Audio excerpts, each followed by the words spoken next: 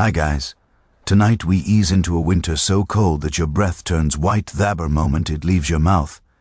You stand at the edge of a medieval English village, and the air already pinches your cheeks with a sharpness that only deep winter can manage. Frost thickens on every thatched roof. Icicles cling to timber frames like tiny glass knives. Snow packs hard under your boots as you trudge forward, and you feel the stillness of a world where the sun slips away early and gives almost nothing back. For a moment you imagine sleeping here through a night that drops below 20 Fahrenheit. You probably will not survive this, not without a few tricks, not without learning how these villagers did it long before anything like central heating existed.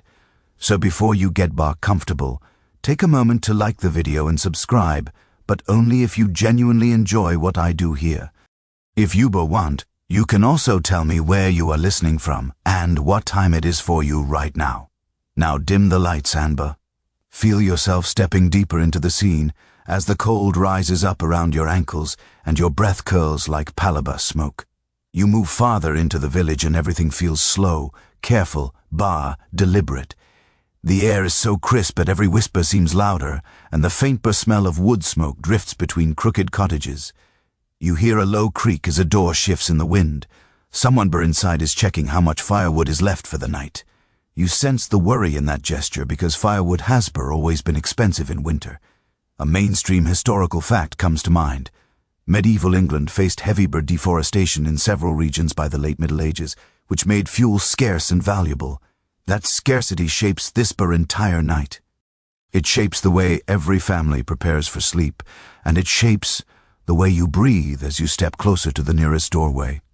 You pause at the threshold of a small peasant cottage. A tiny window glows from within. The shutters rattle a little in the harsh wind. You slip inside, and the warmth from the room feels weak but comforting. A smoky fire smolders in the hearth. The villagers are finishing their evening tasks. They eat something thick and hot, maybe pottage made from whatever root vegetables they managed to store before the first freeze. You can smell the earthy steam rising from the pot. You stand quietly and watch how careful everyone is with their movements. They are trying not to let too much heat escape. The moment they open the door, cold floods in like a living creature. As you look around, another detail catches your attention. A small bundle rests near the hearth. It looks like a lump of twigs, cloth, and something odd. When you crouch down for a better look, you realize it is a quirky, warming charm. Some families tucked odd items, such as dried frog skins or carved wooden tokens into pockets or bedding for luck against winter chills. That strangeness feels both whimsical and desperate. People took comfort wherever they could find it, even if that comfort came from a superstition that lasted only through long nights. The family begins settling for bed. They move slowly. You watch them bank the fire, meaning they pull ashes forward to smother the flame but protect the hidden coals. Banking the fire allows the embers to survive until morning, and you see how they press the ashes carefully with a wooden tool. There is a quiet tension to it. Everyone knows that if the coals die overnight, the cold will punish them for it. Historians still argue whether rural households used particular tools or just bare hands with rags to bank the fire, but the exact method remains uncertain because written records are limited. You lean in and feel the faint warmth that will soon become even weaker as midnight settles in. You shift your attention to the cottage walls. They are made with wheel and daub, a mix of mud, clay, straw, and small stones. The surface looks uneven, and the wooden beams cack softly with each gust of wind. You run your gloved fingers along the wall and feel the tiny vibrations. It is not much of a barrier against cold, and you know it. The people living here know it too. They have stuffed gaps with moss and scraps of cloth in hopes of slowing the icy drafts. In your modern life, you might worry about efficiency ratings or insulation codes. Here, everything is survival. Every rushed repair or rough patch of clay could be the difference between a tolerable night and frozen fingers. Your breath fogs as you inhale the smoky air. You notice a faint scent of rotting rushes from the floor mixed with the smell of wool and unwashed clothes. The sensory blend, strange as it is, brings a sense of closeness. These families depended on each other and their environment in ways you rarely imagine. The cold does that. It presses everyone into the same space. It turns rooms into ecosystems filled with whispers, sniffles, and the gentle shifting of tired bodies. One of the villagers glances at you with a knowing look. You get the sense that strangers stand out in winter because nothing moves freely during this season. People stay indoors when they can. Animals huddle in barns. The village paths are empty except for a stray dog or someone fetching water from a frozen stream. You understand how isolation becomes part of the nightly rhythm. Winter sleep is not just a biological need, it is a strategy. As you ease into the corner of the room, you allow the warm weight of your clothing to press against your shoulders. Thick wool scrapes your skin. You shift in place and feel the coarse texture catching on your sleeves. It is not comfortable by modern standards, but it works. It holds in heat, traps body, warmth, and promises some measure of safety. You close your eyes for a moment. You imagine how villagers layered linen, wool, and sometimes fur. You hear the faint crackle of the fire as a coal breaks apart. A spark flares and dies. Your mind drifts to another thought. The cold changes sound, it sharpens it. Every small noise becomes distinct. The roof timbers pop as frost expands them. A faint whistle slips through a tiny gap in the window frame. Someone coughs softly. A baby fusses for a moment before falling quiet again. You listen to these sounds as though they are part of a lullaby made for difficult nights. Each sound reminds you that this cottage is alive, that warmth is a fragile but shared effort.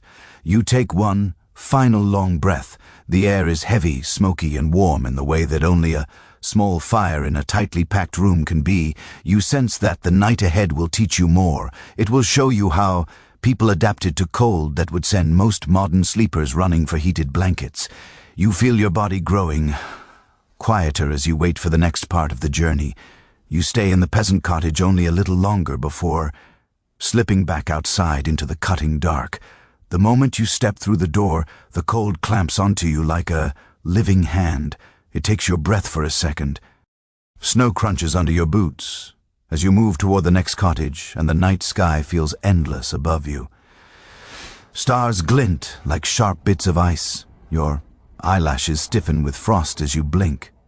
You push forward because you want to understand how people managed to sleep when there was no heating at all, only a flickering fire that threatened to die before dawn.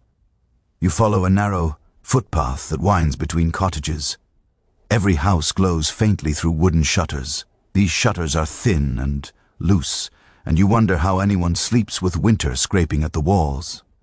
The truth is that they adapted by using darkness itself as insulation. When night fell, people shut everything tight, covered shutters with cloth, and relied on the thickness of the dark to slow the draft. You picture yourself inside one of these homes at the moment, just before sleep. The fire is low, the air is smoky, the room is filled with the quiet patience that winter requires. When you slip into the next cottage, the scene is similar but not identical. Here, the hearth is already dying. A few embers glow like small rubies. A woman kneels beside the hearth with a long iron poker, carefully pushing ash around the embers. She is banking the fire, using slow motions to ensure it will still be alive when the family wakes. This was a mainstream reality in medieval households. Fire was precious. Matches did not exist. Lighting a new flame usually meant using flint and steel, a frustrating method that required practice and luck. Keeping the fire alive overnight was the safer choice. The whole evening revolves around that tiny glow. Your eyes adjust to the low light.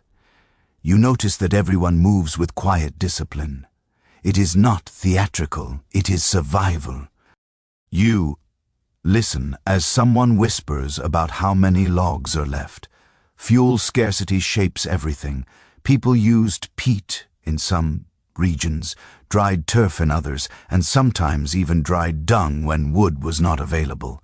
The smell of burning dung might not be pleasant, but it delivered heat, and heat meant life. A quirky tidbit drifts into your thoughts.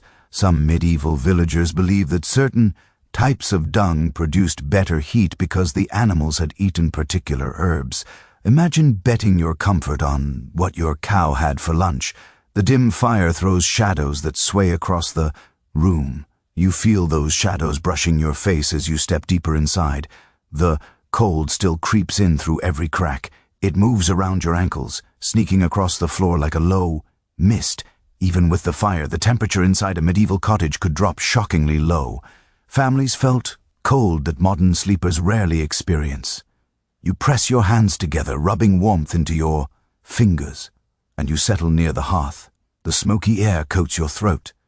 Someone places a kettle of water near the embers. They are trying to warm it just a little, enough to use for a quick wash before bed. Bathing was not a daily routine. A simple warm rinse was a luxury. You watch the steam swirl, faintly upward before vanishing. The room seems to hold its breath. Outside, the wind prowls around the cottage, pushing against the shutters with impatient fists. You notice how the family prepares the sleeping space. They arrange bedding close to the fire, but not too close because sparks are dangerous. They lay out coarse blankets, woolen coverings, and old cloaks. They know exactly where the warmest patch of floor is, and you see them moving toward it like instinct. Children curl up, first tucking feet into warm pockets of fabric. Adults settle around them in layers. You observe how the family builds heat like a small living furnace. Everybody becomes part of the insulation. You feel the way warmth gathers slowly like water filling a cup. They blow out candles, saving the last sliver of wax for another night. Darkness folds over the room. The only light comes from the smoldering hearth. You hear one more log crack. The embers glow flickers. Someone coughs softly. A baby whimpers and quiets again. These tiny sounds shape the rhythm of sleep. When people finally lie down, they do so in a world that is cold, dark, and quiet in a way that modern noise can hardly replicate. You focus on the fire again. It feels like the center of the room, the center of life.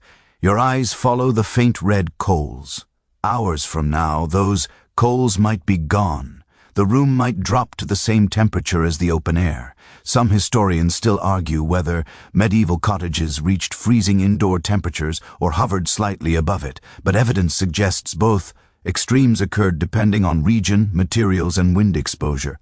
You sit with that uncertainty, feeling how fragile the line is between tolerable cold and life-threatening chill. You shift your weight, and a stray breeze slips across your face through a crack in the wall. It carries the scent of frozen earth. You understand why people feared winter nights. Without heating, sleep was not just rest. It was a cautious gamble. Every evening felt like a negotiation between your body and the cold. Would your fire last? Would your blankets hold? Would your breath freeze on the inside of your windows by dawn? You sense how the villagers accepted these risks because they had no choice. Another sound rises. The timbers groan as frost tightens them. You hear that deep wooden creak, and it feels almost like the house is speaking. You glance up at the rafters where small shadows flicker. A hen flutters on her perch. Some families kept small animals inside during winter nights for added warmth, not just for convenience, but because even the presence of a few warm bodies shifted the temperature. The closeness of human life and animal life is quietly humbling. You breathe in gently and close your eyes. You let the cold settle around you just enough to feel it, but not enough to overwhelm you. You sit with the knowledge that these nights shaped medieval life in ways modern comforts erase. The cold carved routines shaped sleep patterns, deepened family bonds, and forced people to think about heat every waking moment. You exhale slowly, letting the smoky air drift past your lips. The night deepens, the fire dims. You wait for what comes next, knowing there is still so much to learn about how people survive the harshest hours of winter. You remain beside the dimming hearth until the last ember glow softens into a sleepy murmur of red light. Then you rise, stretch your legs, and step back into the cold. The air bites the tip of your nose with the same sharp clarity as metal pulled from ice. Water. You let that cold settle into your coat for a moment so you can feel the contrast between the faint warmth of the cottage and the brutal night outside. It becomes obvious why people learned to rely on more than fire for survival. They relied on each other. They relied on closeness. They relied on the simple truth that a human body is a furnace that never switches off. You follow a narrow path deeper into the village, guided by the crunch of frozen snow beneath your boots. A thin cloud of frost spirals from your breath. Somewhere ahead you hear muffled voices and low laughter. You edge toward the sound and find a slightly larger cottage with a thick roof of thatch. The doorway is open just a crack, enough to reveal a soft ripple of light. You slip inside and feel the shift immediately. The room is warm, much warmer than you expect. The warmth is not from the hearth alone. It is from the bodies gathered inside. Several families are here together, sharing the same space for the night. You feel the heat of their presence, the soft hum of their conversations, the way their gathered breaths raise the temperature by small degrees. This is the communal warmth trick, the secret that medieval villagers relied upon when the cold became too sharp to handle. Individually. One mainstream historical fact supports this. In many parts of medieval Europe, it was common for multiple households to sleep in the same large room during winter, especially in smaller communities where housing was flexible and communal expectations were familiar. You watch as people settle onto shared bedding. They arrange straw mattresses, woolen throws, and old cloaks into something resembling a wide nest. Children crawl to the middle, and adults flank the outer edges. You see how each person contributes a pocket of heat, and you sense how this sleeping cluster becomes something larger than its parts. You realize you are watching a survival strategy disguised as closeness. You also notice the smells that come with it. Warm wool, damp clothing, cooked vegetables, and the faint musk of unwashed bodies all mix into a scent that feels lived in rather than foul. It is the smell of warmth in a cold world. A man notices you standing near the door and waves you closer. His gesture is relaxed, almost sleepy. You move toward the cluster and feel the rising heat as you step in. Someone hands you a rough wool blanket that smells of lanolin.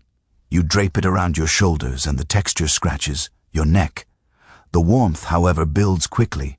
The blanket traps your body, heat, and returns it to you. You sink into that feeling. Another villager, a woman with kind eyes, explains that during the hardest winters, people often slept side by side, not out of sentiment, but necessity.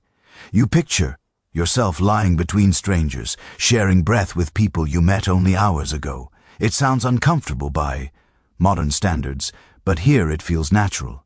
The cold does not care about personal space. It encourages people to become a single-layered organism made of cloth and skin and slow breathing. She leans in and whispers a quirky tidbit. Some households believed that sleeping between two particularly warm people could cure colds or fend off evil spirits that thrived in winter darkness. They even had a playful term for it in certain regions. They called it borrowing heat. You consider that phrase, borrowing heat, as though warmth itself was a kind of currency shared among trusted neighbors. You settle beside a small group and lower yourself onto a straw mattress. The mattress cracks and shifts beneath you. It is uneven and prickly, but surprisingly warm. You feel the heat trapped inside the piled straw. The warmth is faint, but steady. You lie back and let your eyes adjust to the quiet glow of the fire at the far end of the room. Shadows, cast by the communal cluster, move gently, creating a shifting tapestry across the walls. A child beside you murmurs something about a dream she had the night before, involving a giant animal made of snow. Her voice is soft, cottony. Her mother shushes her gently and strokes her hair. The fire crackles. Faintly, you hear the wintry wind pressing against the walls. But here, inside this packed cottage, the cold stays outside for a little while longer. You shift your position, adjusting your legs beneath the blanket. Your body leans slightly into the person next to you. They do not mind. No one minds.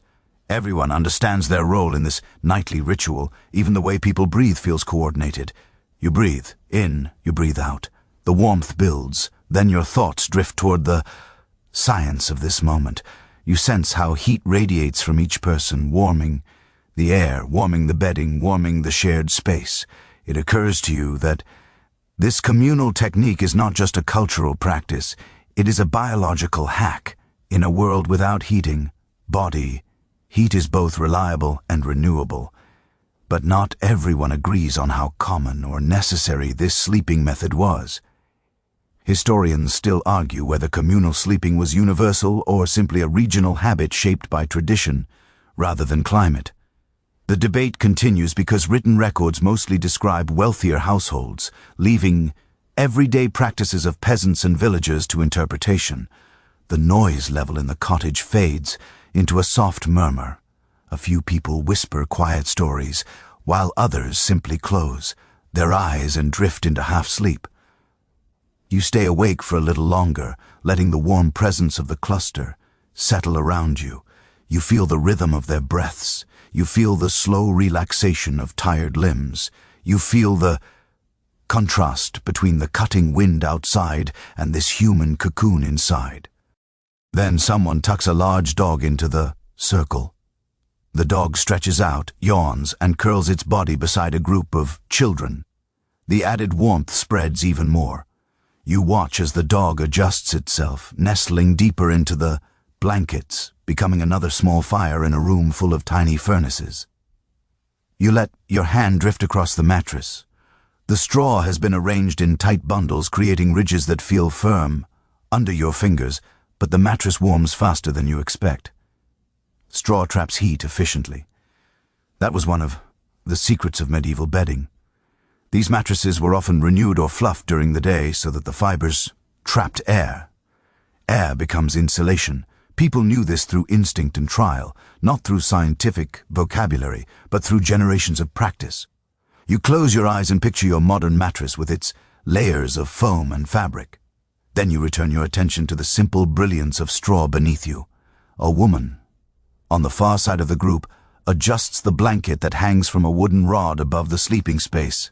It falls loosely around the cluster, forming a kind of fabric canopy. This extra layer traps more heat. It reminds you of how modern campers rely on tent insulation. Except here, the tent is improvised from old sheets and animal skins. The air grows warmer, heavier. Your eyelids feel heavy. You hear quiet breathing, soft shuffles, distant wind. These sounds remind you of the first cottage, but here the warmth shifts the mood entirely. This place feels almost safe, almost comfortable. Your thoughts wander for a moment to how different social boundaries were in this world. Privacy was rare. Bodies slept together, worked together, and existed together in ways that modern people rarely experience. Sleep was not an isolated act. It was part of community life. You wonder how many secrets, fears, or friendships grew from nights like this. When people shared warmth and whispered in the dark, someone beside you shifts their weight and the mattress crackles again. You feel their movement ripple through the group like a subtle wave. You adjust your own posture, tucking your hands closer to your chest. Your breath fogs faintly in the cold patches of air near the floor, but stays warm near your blanket. Then the fire pops. A soft glow spreads across the ceiling beams. You glance upward. Frost glimmers around the edges of the rafters, reflecting the weak light like tiny stars. The ceiling feels close. The room feels smaller than it did before. Everyone here seems wrapped in the same shared dream, drifting together through the coldest night of the year. You breathe out, slowly. The warmth around you is enough to lull you into calm relaxation. You no longer feel the bite of winter. You no longer feel the ache in your fingers. You simply feel the slow hum of human closeness. Eventually you open your eyes again. You know you cannot stay here forever.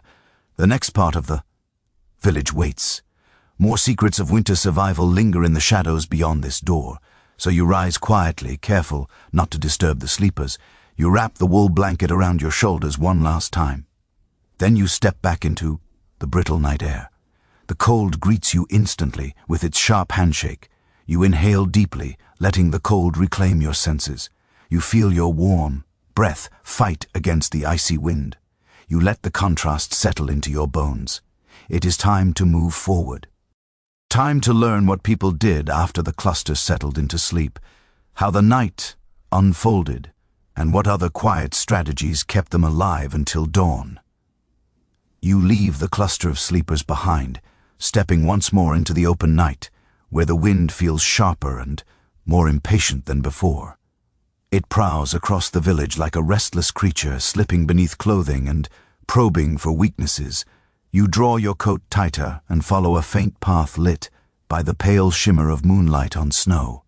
The next home you approach looks older, its thatch sinking a little at the center, and its timber frame leaning as if tired of standing. Yet you smell something familiar as soon as you approach the door. Straw, dry straw, a scent that is both dusty and warm, a quiet reminder of how simple materials shaped medieval rest. When you enter, you find a single family preparing their bed for the night. They are spreading layers of straw across a wooden frame, sculpting it into a shape that looks almost like a nest. The movement is rhythmic and patient. You feel the warmth of the hearth only faintly here. The fire is mostly embers, dim and soft, but bright enough to reveal the golden texture of the straw. They do not speak much. Winter nights teach silence. They have done this task so many times that each motion seems memorized by the hands. You kneel beside the straw bed and reach out. The fibers crunch softly beneath your fingers. They bend, then spring back slightly. Straw is deceiving. It looks crude, but it is clever in the way it traps air. That trapped air becomes insulation. The same principle used in down jackets and modern sleeping bags. You tilt your head, appreciating something that people in this room likely understood through experience rather than explanation. A commonly acknowledged detail among medieval historians is that straw bedding was replaced fairly often during winter because fresh straw provided better warmth and cleanliness than old flattened bundles. One of the children spreads a thin linen sheet over the straw, smoothing it with small, determined hands. After the linen comes a thicker woolen layer, softening the mattress further. You adjust your position, watching the process with quiet fascination. You see how each layer transforms the rough base into something more forgiving. You notice the smell, too. New straw has its own personality, a little sweet, a little dusty, carrying echoes of summer fields now frozen under layers of frost. As you observe, an older man smiles at you and taps the straw mattress. He gestures for you to lie down just to feel it. You lower yourself slowly, letting your weight settle into the uneven surface. The mattress crackles beneath you, warm in some spots and cooler in others. You shift your shoulders. The sensation is odd at first, but gradually you understand its charm. The bed shapes itself around you like a loose cradle, not perfect but surprisingly comforting in the stillness of winter. The man leans closer and shares something peculiar. He says that in some villages, families mixed aromatic plants like meadow or lavender into their straw bedding because they believed the scents kept pests away and encouraged better dreams. It is a small fragment of folklore he passes on with pride. You smile. The idea of a fragrant medieval mattress feels unexpectedly charming, almost luxurious in a world built around survival. You sit up again, letting the straw shift under your hands. The fire sputters, sending a weak glow across the room. You study the scene. Bedding is not just an object here. It is a crafted environment, a place to restore warmth that the day has drained away. You imagine the countless nights when families return to this same bed, exhausted from long hours of labor. Winter days were short but demanding. The cold stiffened muscles. Food was simple. Clothing was heavy. Every evening felt like a small return to safety. You run your fingers along the linen sheet. It is coarse and slightly rough against your skin. Most households had limited fabric, and linen was laborious to produce. Yet here it lies, stretched across the straw, adding a layer of comfort and hygiene. You realize something that scholars often emphasize in discussions about medieval life. Even the poorest households invested care in their sleeping spaces, because rest was one of their few defenses against illness and exhaustion during harsh seasons. You watch the mother of the family shake out a thick blanket made of wool and patches from older garments. She spreads it over the bed, tucking the edges tightly. The motion is almost ceremonial, as if sealing warmth into the bedding like a promise. You notice how the blanket carries the scent of smoke, lanolin, and long use. It is heavy, heavier than any modern quilt. Its weight seems to press winter away. Your eyes wander to the edges of the room. Bundles of rushes lie against the wall, ready to be scattered across the floor. They insulate the ground and absorb some of the cold rising from the earth. A few clay pots sit near the hearth containing warm water for the night. A wooden stool holds a small bowl of dried berries saved from autumn. Every object in the room feels chosen with care and purpose. You shift your attention back to the family. They gather on the bed with graceful familiarity. The father lies near the wall, the mother beside him. The children tucked in where warmth is strongest. You see how they wrap themselves in layers of fabric, how they curl inward like sleeping animals conserving energy. The bed cacks softly under their combined weight. The mother strokes the straw beneath her blanket and whispers something to the children about how the mattress will stay warmer through the night if they lie still and let their bodies sink deeper. She speaks as though passing down a piece of inherited wisdom. You sense that she has said these words before on countless winter nights. As the family settles, you think about the comfort level of such a bed. It is not luxurious by modern standards, but it is functional, warm, and adaptable. Straw has advantages. It resists moisture. It holds heat. It can be replaced easily. You imagine how the bed might feel after a few hours of sleep, warmed by shared breath, shared weight, shared quiet. You listen to the sounds of the room. The small fire pops occasionally. A child sighs softly. The father shifts his leg and the straw crackles in response. You hear the wind outside, growling and sliding across the roof. The contrast between the chaotic weather outside and the stillness inside feels almost sacred. This straw bed becomes a small island of warmth in a sea of winter. You glance upward and notice faint flickers of frost forming on the inner edges of the window frame. The cold pushes against the wooden shutters, trying to invade the room, but the walls hold firm, the bed holds firm, the people hold each other firmly enough. The older man looks at you again and speaks in a low voice. He tells you that beds like this were temporary by nature. Straw broke down, it flattened, it needed to be replaced. He also adds that people sometimes carried bits of straw in their clothes throughout the day without noticing. A little sign that comfort clung to them wherever they went. You like that image? Comfort sticking to them like a quiet companion.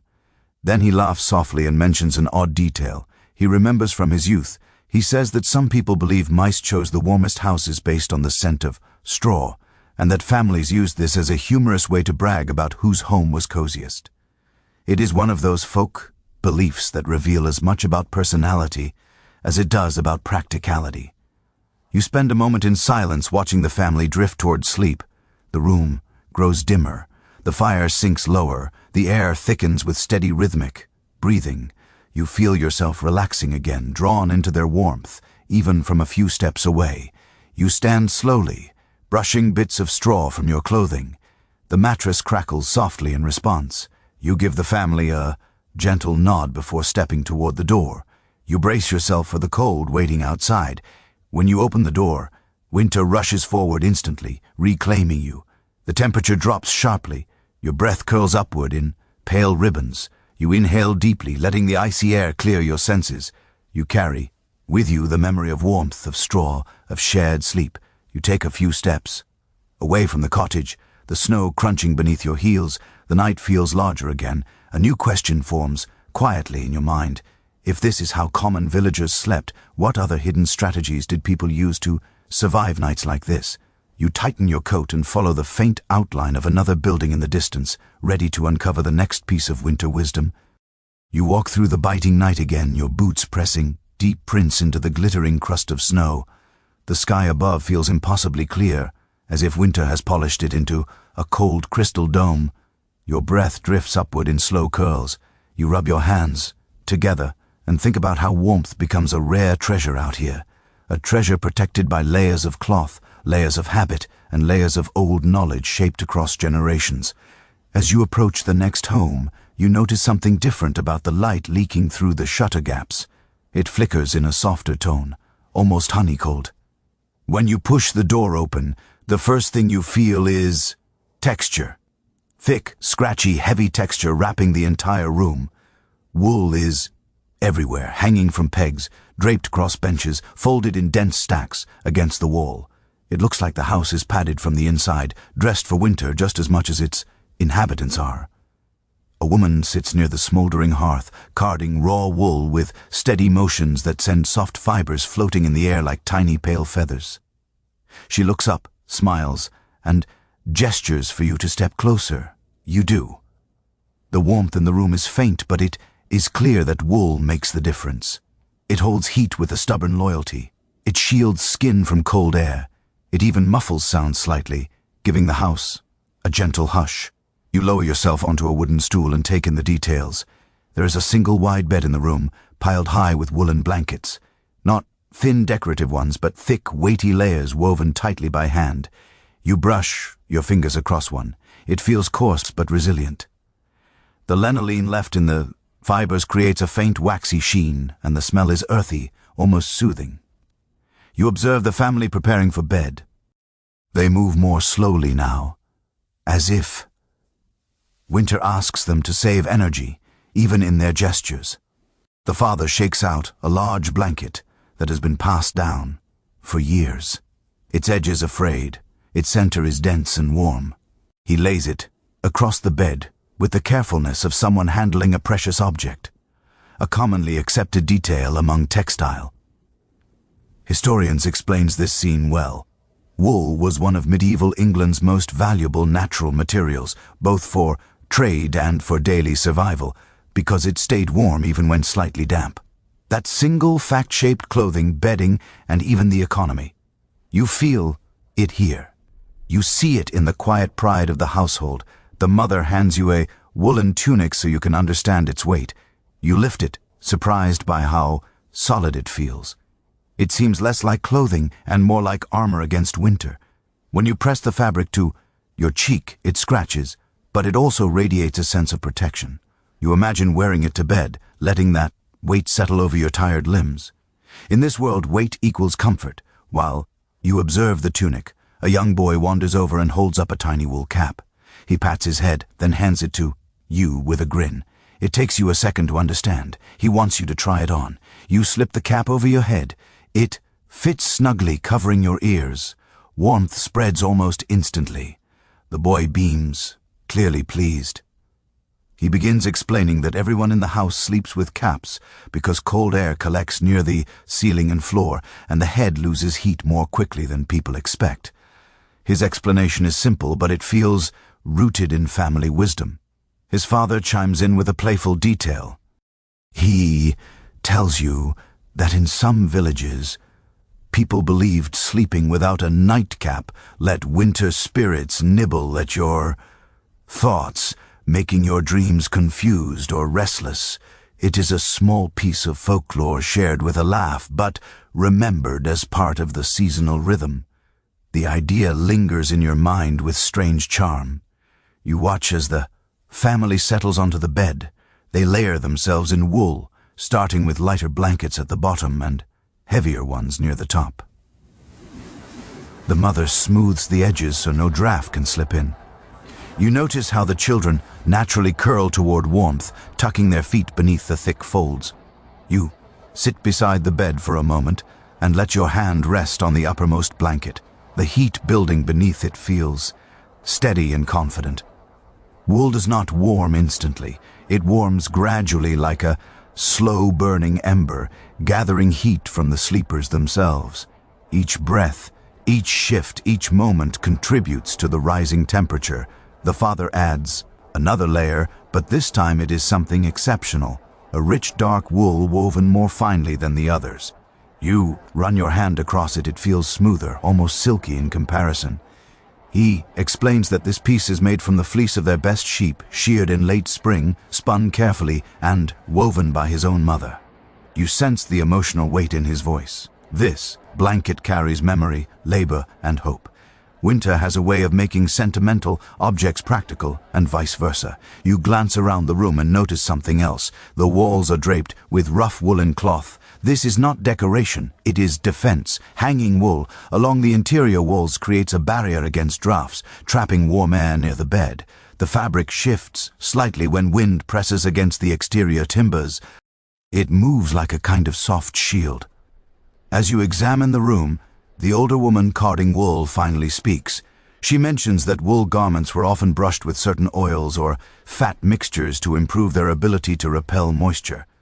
She laughs quietly and says the smell could be unpleasant, but the warmth was worth it. You sense her experience in every word. She pauses her carding and tells you something scholars often discuss when studying medieval winters. She explains that wool was not just for warmth. It also represented stability. It was a resource families relied on, traded with, paid rent through, and depended upon for almost every season of life. The wool trade fed entire regions.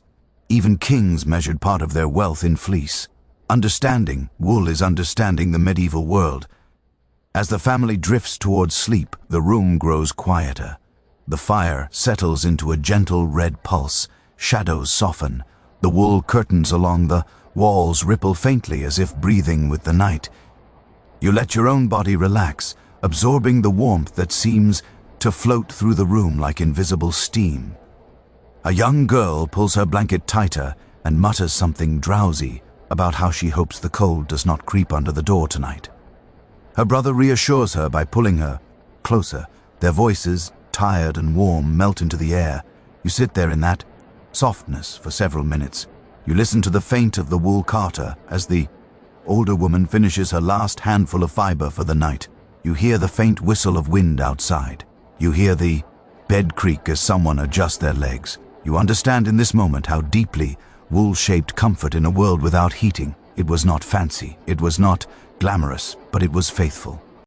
It trapped body heat, softened rough bedding, wrapped children and elders in protective weight, and transformed freezing rooms into tolerable havens.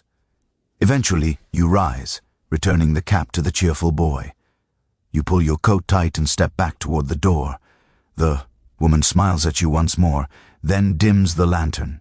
When you step outside, the cold hits you immediately, but you carry the memory of warmth with you like a hidden ember tucked beneath your clothing. Wool survives beyond the fire. It lingers in your skin, your senses, your understanding. You walk away from the cottage, watching your breath drift upward like pale smoke, ready to discover the next way medieval people turned impossible cold into survivable night. You continue through the sleeping village, your footsteps sinking into soft layers of snow that sparkle beneath the moonlight. The cold wraps around you, with fresh determination, slipping into seams and tugging at your sleeves. It feels colder now than before, as if the night has deepened its grip. You hug your arms to your chest and wander toward a larger building near the center of the settlement. The silhouette tells you this home belongs to someone with status. The roof is higher, the timber beams are straighter, a faint golden glow leaks through shutter cracks in thicker streams than the poorer cottages allowed. You sense warmth inside, not the thin survival heat you left behind, but something richer. When you enter, you feel it instantly. The air here carries a gentle softness, the sort that signals privilege. The fire in the hearth is still alive, not merely embers, glowing in surrender. Logs burn with patient strength, sending waves of warmth rolling across the room in slow pulses. A subtle scent of beeswax and roasted grain drifts through the air. The floors are cleaner, covered with woven carpets that mute your steps. You take a few more steps inside, letting the warmth seep through your clothing until your shoulders relax. This is a wealthier household, and wealth means options. The difference becomes clear as You lift your eyes to the centerpiece of the room, a magnificent feather bed resting atop a carved wooden frame, elevated proudly above the cold ground. You approach it slowly, drawn to its height and soft overstead shape. The feather bed looks impossibly plush compared to the straw mattresses of the previous cottages. Its surface curves slightly as if welcoming a tired body with open arms. A man of the house dressed in a padded robe lined with fur notices your interest and gestures for you to come closer. His movements are unhurried. He carries the relaxed confidence of someone protected from the harshest realities of winter. When you stand beside the feather bed, he pats it affectionately. You sink your hand into the top layer and feel it yield under your touch. Soft and buoyant, the feathers shift inside, adjusting to your pressure with a luxurious whisper. You almost expect warmth to bloom immediately beneath your palm. It feels like a small escape from the cold, hidden in plain sight. The man explains that this feather bed belonged to his father and before that to his grandfather. These items lasted for generations when cared for properly. He mentions that goose down from well-tended flocks produced the warmest, lightest filling, prized even more than wool by those who could afford it.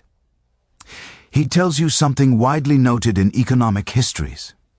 Featherbeds were so valuable that they often appeared in wills listed alongside land, livestock, or gold. The idea stays with you, a testament to how deeply winter shaped priorities. His wife approaches holding a linen sheet she has just finished, inspecting. The cloth is smooth, finer than most people could ever buy. She spreads it over the feather bed with calm precision.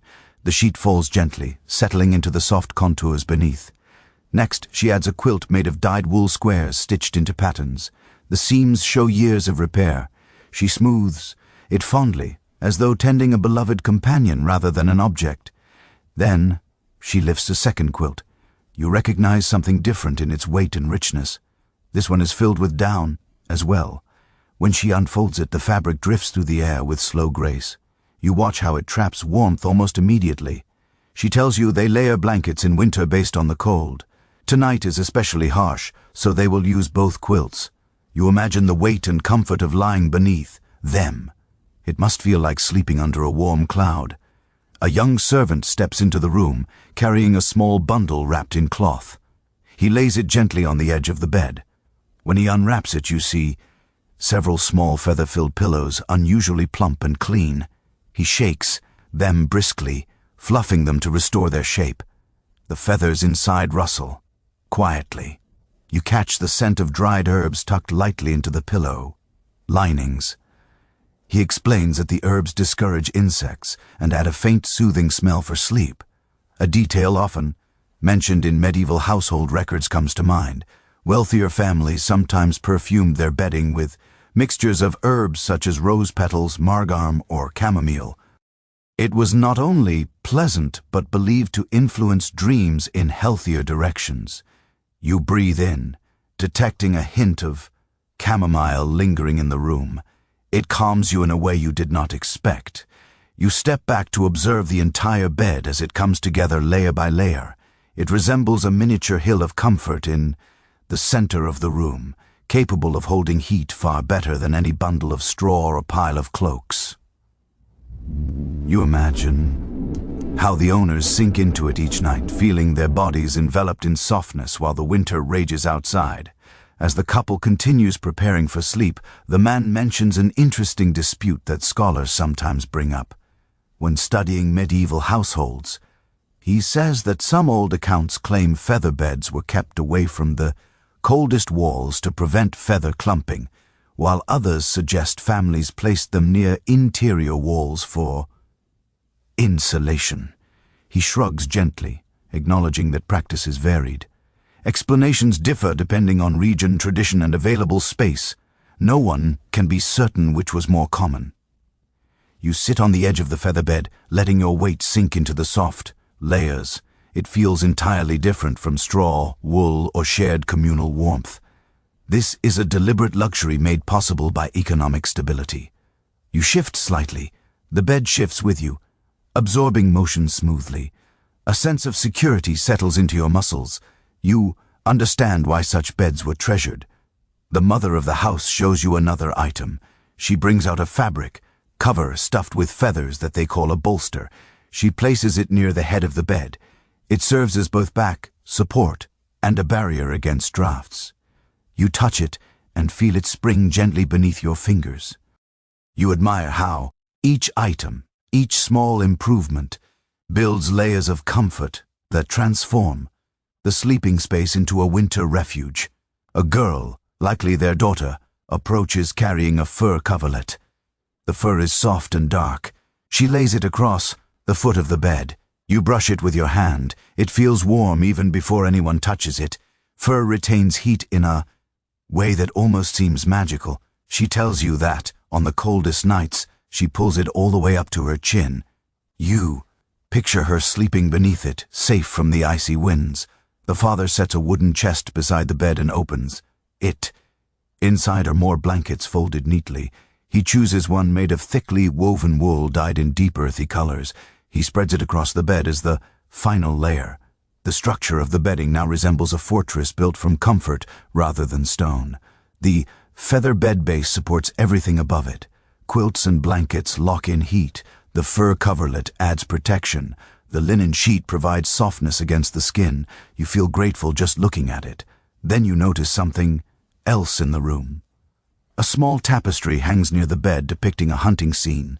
The thick fabric helps block drafts from the wall. Wealthier families often use tapestries for insulation as well as decoration. The image on it glows in the firelight. A deer leaps through a woven forest. A hound follows in mid-stride. The colors flicker like living flame. The daughter speaks softly, explaining that she likes falling asleep while staring at the tapestry. The shapes blur in the dimming firelight and become something dreamy. Her mother smiles and gently brushes her hair.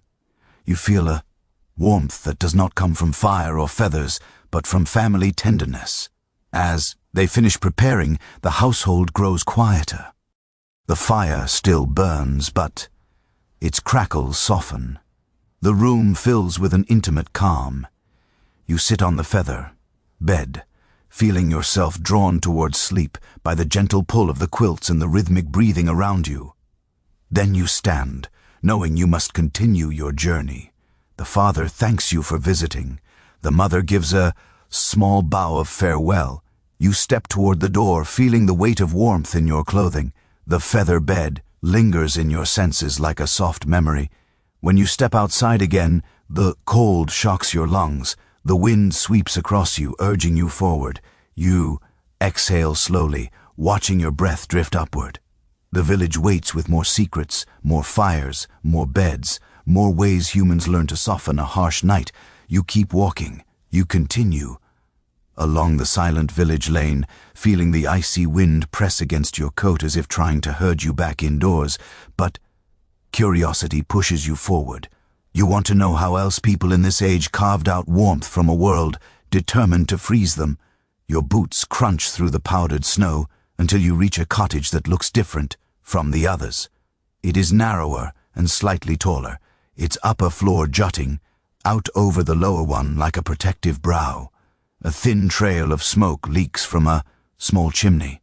The shutters are closed tight, and yet you sense something unusual inside. When you ease the door open, a gentle pocket of warmth drifts out. It is not as strong as the heat in the wealthier home you visited, but it is unmistakably warmer than the open room you expect. You step inside, and suddenly the layout becomes clear. This house has a built-in sleeping niche carved directly into the wall. You stare at it with growing fascination. The niche is like a wooden box tucked into the structure of the house, raised slightly above the floor and enclosed on three sides by thick timber walls. A curtain hangs across the open side. When you push the curtain aside, a small compartment reveals itself, just large enough for two adults to lie curled within it. You can smell wool, dry straw, and the faint lingering scent of herbs. The space feels cocooned, sheltered from drafts that wander freely through the main room. A woman seated near the hearth looks up from her, mending, and smiles. She tells you softly that this niche has served her family for 3 generations. You crouch down and run your fingers along the smooth wood of the inner walls. Warmth lingers there. You notice that the wood seems slightly darker where years of body heat have soaked into it. Someone added a layer of old wool along the back wall for insulation. You can imagine how the small space transforms into a pocket of comfort once bodies settle inside it. She invites you to climb in for a moment. When you do, the difference shocks you. Inside the niche, your breath warms the air quickly. The ceiling is low and the space is small, enough that the cold cannot chase you. You feel like you are tucked inside the house itself, embraced by its structure. This is warmth created not by fire or luxury, but by clever design. The family uses the niche the way people today might use a sleeping bag. You let your hands rest on the worn blanket beneath. You, noticing the soft rise of old straw shifting underneath. The woman explains that these enclosed beds, sometimes called wall beds or tucked beds, became popular in certain regions because houses were drafty and heating fuel was limited. A widely repeated detail in architectural history notes that these niches trapped heat remarkably well, especially when paired with thick curtains. They turned the act of sleeping into a kind of retreat from the night. You imagine families sliding inside, drawing the curtain and closing themselves into a warm cocoon. While winter prowled outside, the woman gestures toward the main room. She points out that the shape of the house funnels cold air through certain corners, but never into the niche. The niche sits above the floor, where cold settles, but below the roof, where warm air escapes. It is positioned exactly where warmth lingers longest. You admire the intelligence behind the design. It shows how architecture adapts to climate, even when builders work with simple tools and local materials. She sits beside you and continues mending a pair of woolen socks. She mentions that when she was a child, she loved climbing into the niche on winter afternoons just to feel how quickly it warmed around her. She smiles at the memory, describing how she used to pretend it was a secret cave, protected from snow spirits. Her voice is soft, but her eyes shine with fondness. A little boy runs over and crawls into the niche beside you. He sets down a small wooden horse carved from a scrap of oak. He tells you that this is his favorite place in the house, because the niche feels like it hugs him. You laugh quietly as he snuggles deeper into the blankets. Children know warmth instinctively. They gravitate toward it like birds finding sheltered branches. The woman adds another detail, a bit of oral wisdom passed down by her ancestors. She explains that some people believed sleeping in enclosed spaces allowed dreams to grow clearer because the mind stayed warmer and more relaxed. Whether or not that is true, the idea feels charming. She shrugs gently, acknowledging that traditions grow from both practicality and imagination. You settle against the back wall of the niche, letting your breath warm the small chamber. The space grows noticeably more comfortable after only a few minutes. The boy shifts closer to you, giggling when your elbow brushes his arm. The privacy of this nook feels rare in a world where most families live in single-room houses. You realize how valuable even a small sense of enclosure must have been during harsh winters. The fire crackles faintly at the far end of the room. The orange light dances through the curtain opening, casting soft shapes on the wooden ceiling. You listen to the sounds of the house. Wind taps at the shutters. The fire shifts with gentle pops. The woman hums quietly as she sews. Everything feels intimate, protected. After a while, you lean out of the niche and study the exterior structure more closely. The wooden frame surrounding it is thick. You notice that the builders reinforced it with additional planks, likely to block drafts that slip through the outer walls. Straw has been packed between the planks and sealed with a mixture of clay and hair. You press your hand against the wall.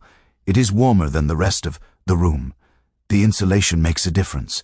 The woman tells you that her family sleeps in the niche on the coldest nights, leaving the wider bed in the main room for storing spare blankets and clothing. She laughs and says that when her children were younger, they used to hide inside the niche during play, pretending it was a ship sailing across icy seas. In winter, imagination becomes another tool for survival.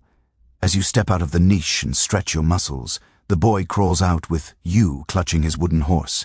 He hands it to you as a temporary gift, saying you can borrow it for the night. You tuck it into your coat pocket with a smile. You thank the woman for letting you experience the niche. She nods warmly, then closes the curtain to save the warmth inside. The fabric rustles softly and falls into place. You stand for a moment, watching the gentle sway of the curtain before turning toward the door. When you step outside again, the cold does not feel quite as sharp. You carry a memory of compact, sheltered comfort inside you, a sense of closeness to the house, to the people, to the winter itself. The snowflakes drifting from the sky seem gentler now, almost like soft reminders of how humans reshape their environment with creativity. You breathe in deeply. The air tingles in your lungs. The night is still vast, but you feel braver facing it. There are more secrets to winter sleep, more corners of history waiting. You take another step forward, ready for the next discovery. You move away from the house, with the snug sleeping niche, feeling the cold wrap itself around you again, like a determined reminder that comfort in this world is temporary. The wind sighs through the village lanes. Snow swirls in thin spirals across the ground, whispering against your boots as you walk. You take a slow breath, watching it fog in front of you, and follow the faint flicker of firelight leaking from another cottage nearby. Something about the silhouette of this home draws your attention. The roof is a little steeper, the walls more tightly packed with daub, and the shutters have thick cloth draped over their inner frames. As you approach, you notice long strips of fabric hanging near the doorway, pulling slightly in the draft. You step inside the cottage and immediately feel why. Heavy bed curtains dominate the room, enclosing the sleeping area in thick folds of fabric. The hearth glows gently, but it is clear that the main source of warmth in this house comes from something far less dynamic than fire. It comes from cloth, thick, breathless, shielding cloth. A man sits near the bed, carefully brushing a curtain panel with a stiff bristle broom to remove dust. He looks up, smiles, and invites you to come closer. You move toward the bed and feel the temperature shift with each step. The air surrounding the enclosed space is noticeably warmer than the rest of the room. You part the curtain slightly, and warm air sighs against your face like a gentle welcome. Inside the curtain space are 2 straw mattresses layered with soft wool blankets. The woman of the house sits on the mattress, adjusting small herbs tied in little cloth bundles along the curtain rods.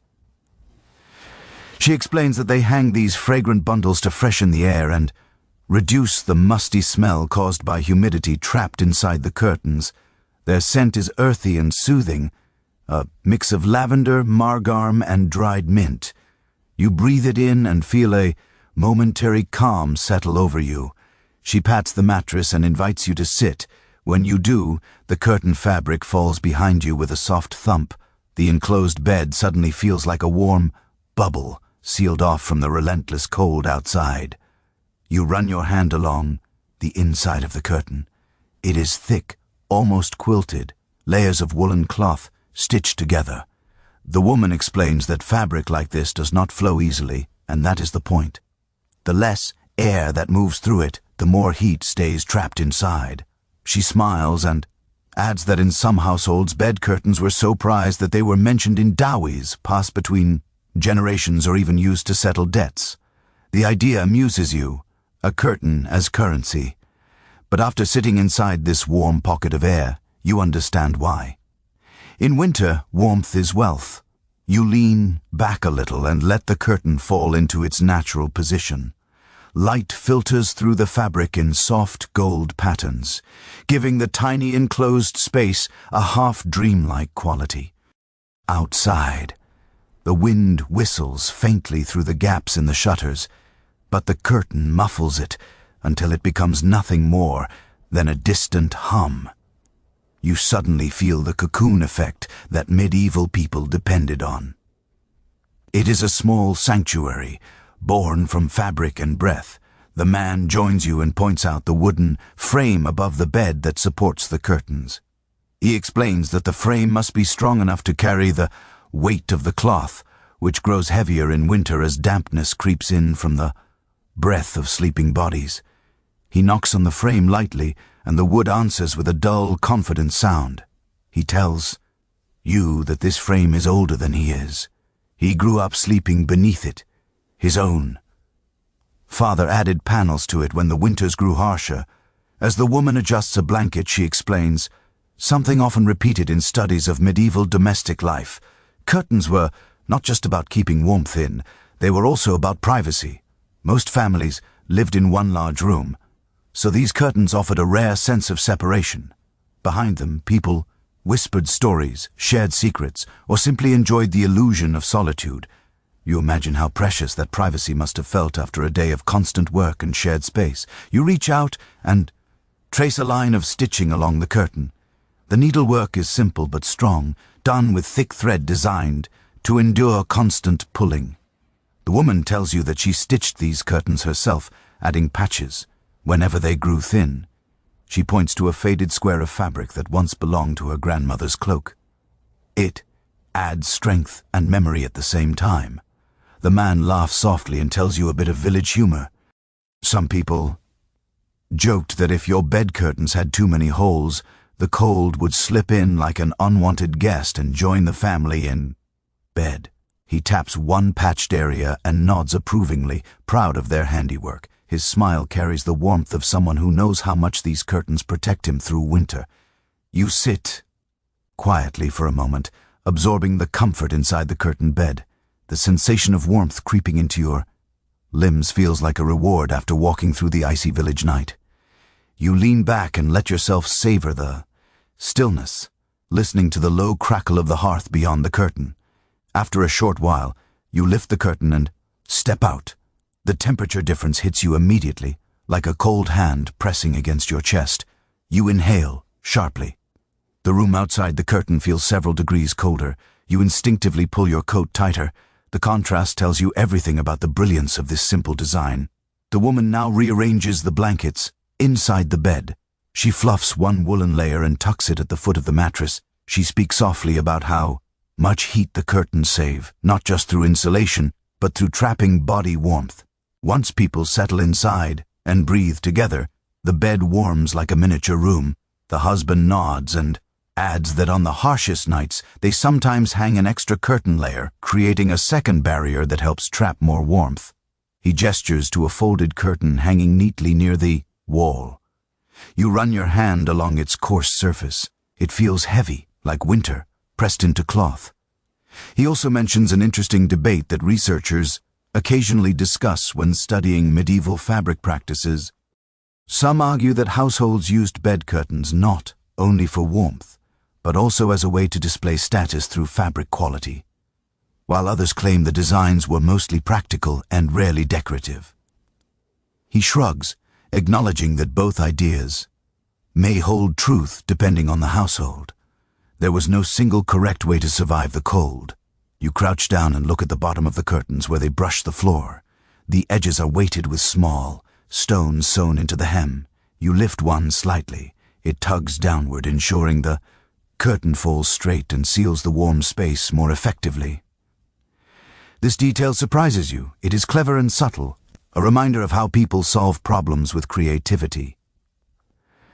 The woman folds her hands and tells you that she sometimes reads to her children inside the curtains by candlelight, though very carefully because open flames near fabric are dangerous.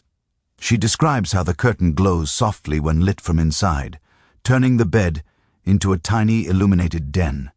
You picture that tender image, a mother reading stories in warm half-darkness while the cold wraps tightly around the outside walls.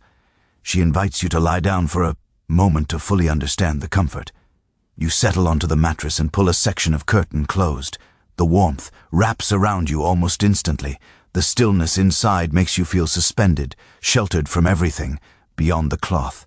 It is astonishing how a simple set of heavy curtains can create such a gentle haven. You stay. They're only long enough to appreciate the ingenuity of the design, then rise again, knowing your journey is far from finished. The couple thanks you for visiting. You offer them a grateful nod and step toward the door. When you leave, The cottage, the cold, snaps at you immediately, but now you feel ready for it. You have seen how people push back against winter with fabric alone. You walk down the snowy path, breath rising like ghosts in the air, eager for the next shelter and the next secret of medieval nights. You continue down the icy path, the wind tugging at your sleeves with playful cruelty, as if reminding you that comfort never lasts long out here. A thin veil of snow drifts from the rooftops each time a gust sweeps through the village. You pull your collar higher and keep walking, guided by faint sounds that roll through the night. Low grunts, shuffling hooves, the muffled rustle of hay. These are not sounds of people. These are nighttime voices of the animals that share the rhythms of winter with the villagers. You follow the noise until you reach a sturdy timber building attached to a small cottage. Warm breath curls from gaps between the boards, glowing in the moonlight like mist rising from hidden springs. You step closer and smell it instantly. The deep earthy scent of livestock, warm hide, dried hay, old straw. It is a dense aroma, familiar and grounding. You push open the barn door and step into heat so sudden that you inhale sharply out of surprise. The barn radiates warmth in a way you have not felt in any human dwelling so far. Animals create their own climate. Their bodies release steady heat, and the thick bedding beneath them insulates it further. You pause, letting your eyes adjust to the dim lantern hanging near the door. The light reveals cows shifting lazily, a pair of goats chewing cud even at this late hour, and a few chickens perched on a beam, feathers puffed out like tiny winter coats. A man sits on a wooden stool near a cow, mending a harness with slow, deliberate stitches. He looks up and greets you with sleepy friendliness. He gestures for you to come in and close the door to keep the warmth inside. You do, and the temperature rises even more, embracing you like a heavy blanket. The difference is astonishing. Outside, the cold stings. In here, it feels almost like early spring. The man explains that during the harshest winters, families often slept in or near the barn, especially if their house was poorly insulated. He chuckles softly and says that cows are more reliable than fire because they never let their body heat drop. You glance around the space again, feeling a sense of practicality woven into every beam. The barn is not simply a workplace, it is a shelter for humans as much as animals. He invites you to follow him into a corner where a raised wooden platform sits beneath a thick overhang. On the platform rests a simple bed made of straw covered with a coarse wool blanket. It looks rough but inviting compared to the freezing outdoors. He pats the blanket and tells you that sometimes on the coldest nights his family moves out here to sleep with the animals. It was never considered shameful. It was considered sensible. You sit on the edge of the platform and feel the warmth rising from the ground. You run your hand through the straw. It is dry and thick, holding pockets of heat like tiny insulated chambers. Above you, the cow flicks its ears, shifting its weight with a low rumble. A wave of warm air rolls over you again. The cow's breath steams the air in soft puffs. The man laughs quietly and shares a light-hearted piece of rural wisdom. He says that goats are better companions than cows because goats wiggle closer, while cows prefer to remain dignified and keep their distance. He follows the joke with a story about a neighbor who claimed his goat once stole his blanket during the night. Whether or not that tale is true, it adds a charming layer to the image. He steps over to a pig pen where a pair of plump pigs nestle together under a mound of hay. Pigs generate remarkable warmth. Some families would let them sleep in attached sheds or even in special corners of the house during winter nights. You watch the pigs breathe in slow tandem, their bodies radiating heat like small furnaces. The man taps the fence gently and says that pigs are loyal sources of warmth, though not exactly scent-free. You smile despite the lingering odor in the air. You hear a soft clucking sound above you. One of the chickens shifts on its beam, feathers ruffling. Chickens do not produce as much heat as larger animals, but their presence still lifts the temperature of the room by a few degrees. More important, they contribute to the sense of shared life. You look up at them and think about how many medieval nights were warmed by the presence of creatures whose survival was intertwined with human survival. The man now gestures toward the main cottage entrance that connects to the barn. He explains that in some homes the cottage and the animal shelter shared a wall so warmth could seep from one into the other. People took advantage of every bit of heat nature offered. He lifts a lantern and points to the wooden boards in the shared wall. They are warm to the touch. The animals on the other side breathe, shifting gently, and their warmth passes through as if moving with intention. While you walk with him, he mentions an observation commonly discussed in studies of medieval farming: life. The reliance on animals for warmth was not seen as crude or primitive. It was viewed as a wise use of resources. Livestock was central to the family's survival, and their warmth was a natural gift in bitter winters. He brushes his hand along the flank of a cow and smiles with quiet pride. You crouch near the straw bedding again, letting your fingers sift through it. The heat from the animals mixes with the earthy scent of hay, creating a strange but comforting atmosphere. The barn feels alive, full of steady breathing and slow movements. There is a calming rhythm here. No hurried shuffling, no chattering voices, just the sound of creatures resting together against the night. The man sits back on his stool and tells you about an ongoing debate among agricultural historians. Some believe that sleeping in barns was a significant winter practice among the rural poor across England, while others argue it was less common and mostly reserved for emergencies or extreme weather. Written records differ and oral accounts are scattered, leaving room for interpretation. He shrugs, acknowledging the uncertainty, and adds that in this, village families do whatever the cold demands. You continue observing the barn. The lantern light glows softly across rough wooden beams, catching flecks of dust drifting like tiny sparks. You smell warm hay, animal breath, and faint smoky hints carried from the hearth next door. These scents blend into something raw and honest. A young girl enters the barn, with a small basket of grain. Her cheeks are pink from the cold outside. She sprinkles the grain into a wooden trough and pats the side of a goat affectionately. When she notices you watching, she smiles shilly and tells you this is her favorite place in winter. She says the barn feels like a big breathing blanket wrapped around all of them. You find her words simple yet perfect. A breathing blanket. That is exactly what it feels like. As she finishes her chores, she picks up a handful of hay and tosses it playfully toward a chicken. The chicken clucks indignantly, hops twice, then resettles on its perch. The girl laughs softly.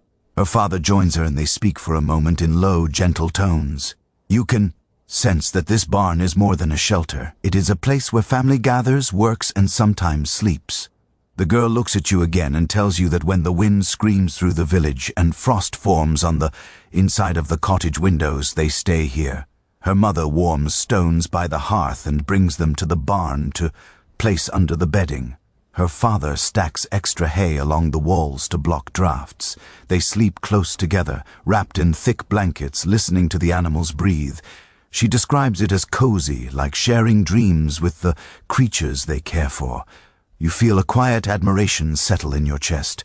This simple barn, with its coarse straw and earthy smells, reveals a warmth more genuine than luxury.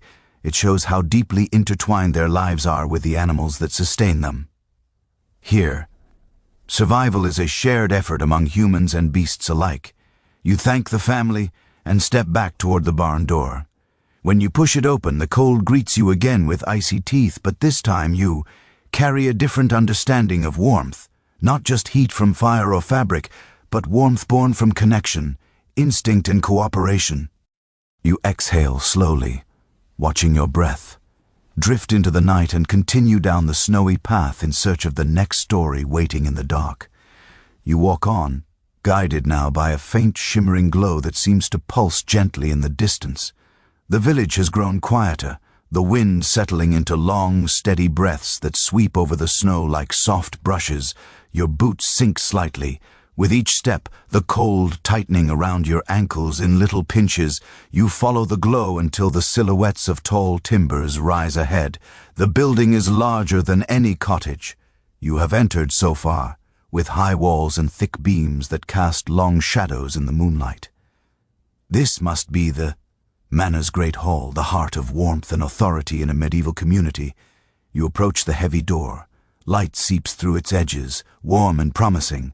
When you push it open, a gust of heat washes against you in a slow wave. You inhale, letting your chest loosen with relief. The hall is enormous, far wider than the cottages scattered across the village. The ceiling disappears into darkness. The air carries aromas of roasted grain, wood smoke, and resin. Across the stone floor, the last fire of the evening still flickers, burning low, but glowing with a calm reddish hue that fills the hall with soft light. Several servants are finishing their nightly tasks. They sweep ash near the hearth, fold blankets, and set wooden mugs upside down on tables for the next day. Their movements are quiet, unhurried, worn down by a long routine.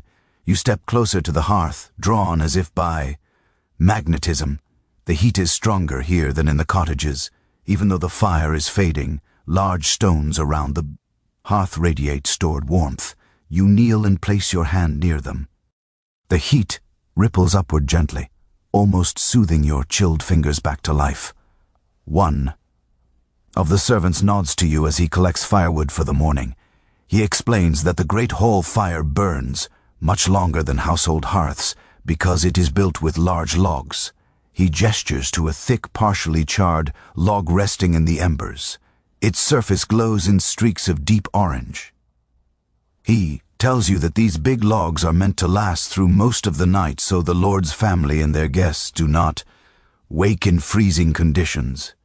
He crouches beside you and adds that the heat from the great hall often helps warm the surrounding chambers too, even if only slightly. It is one of the few places in the village where you can feel warmth long after the flames have died down. You nod, understanding why people cherish the time spent near this fire. You sit on a low bench near the hearth. The thick stone radiates heat beneath you. You glance across the hall, noticing how everything glows with amber tones. Tapestries along the walls flutter faintly with the movement of warm air. Their woven scenes of hunts and battles shimmer in the firelight. The colors appear almost alive. A young woman approaches carrying an armful of rushlights. She places them near a table and pauses to warm her hands by the fire. She tells you that she and the others often sleep in the hall during harsh winter nights, spreading their blankets near the embers after the household retires to private chambers. The lingering heat offers more comfort than their cold servants' quarters. She smiles shrilly, then begins trimming the ends of the rushlights with a small knife. You watch her work, noting how the smell of resin mixes with the warm air. She explains that they dipped the rush pith in animal fat to make them burn longer. The idea is simple but effective, giving a soft glow to the hall long after sunset.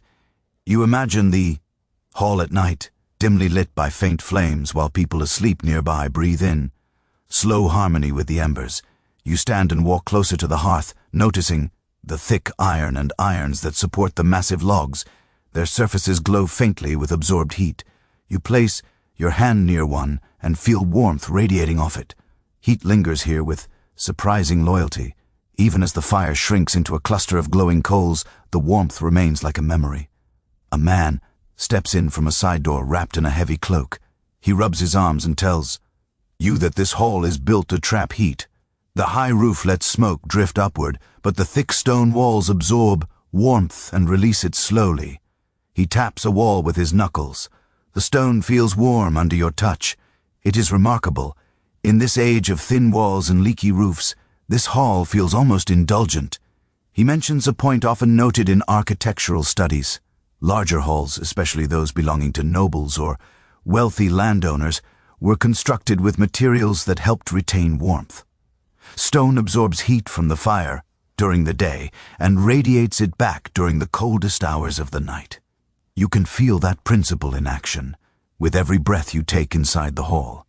He moves to the far side of the room where a large wooden table sits, still draped with daytime clutter, a Halaton loaf, a pair of wooden bowls, a dog curled beneath the bench. The dog lifts its head, sniffs the warm air, and drops back into sleep. Animals even here share the same search for comfort. The servant leads you to a smaller alcove at the edge of the hall. Inside, a bed made from layered blanket sits near a half-open window shutter. He explains that sometimes the younger servants compete for this sleeping spot because it is closest to the stones warmed by the hearth all day. You kneel and place your hand on the bed. The blankets feel heavy and warm, infused with the heat that lingers in the hall's core.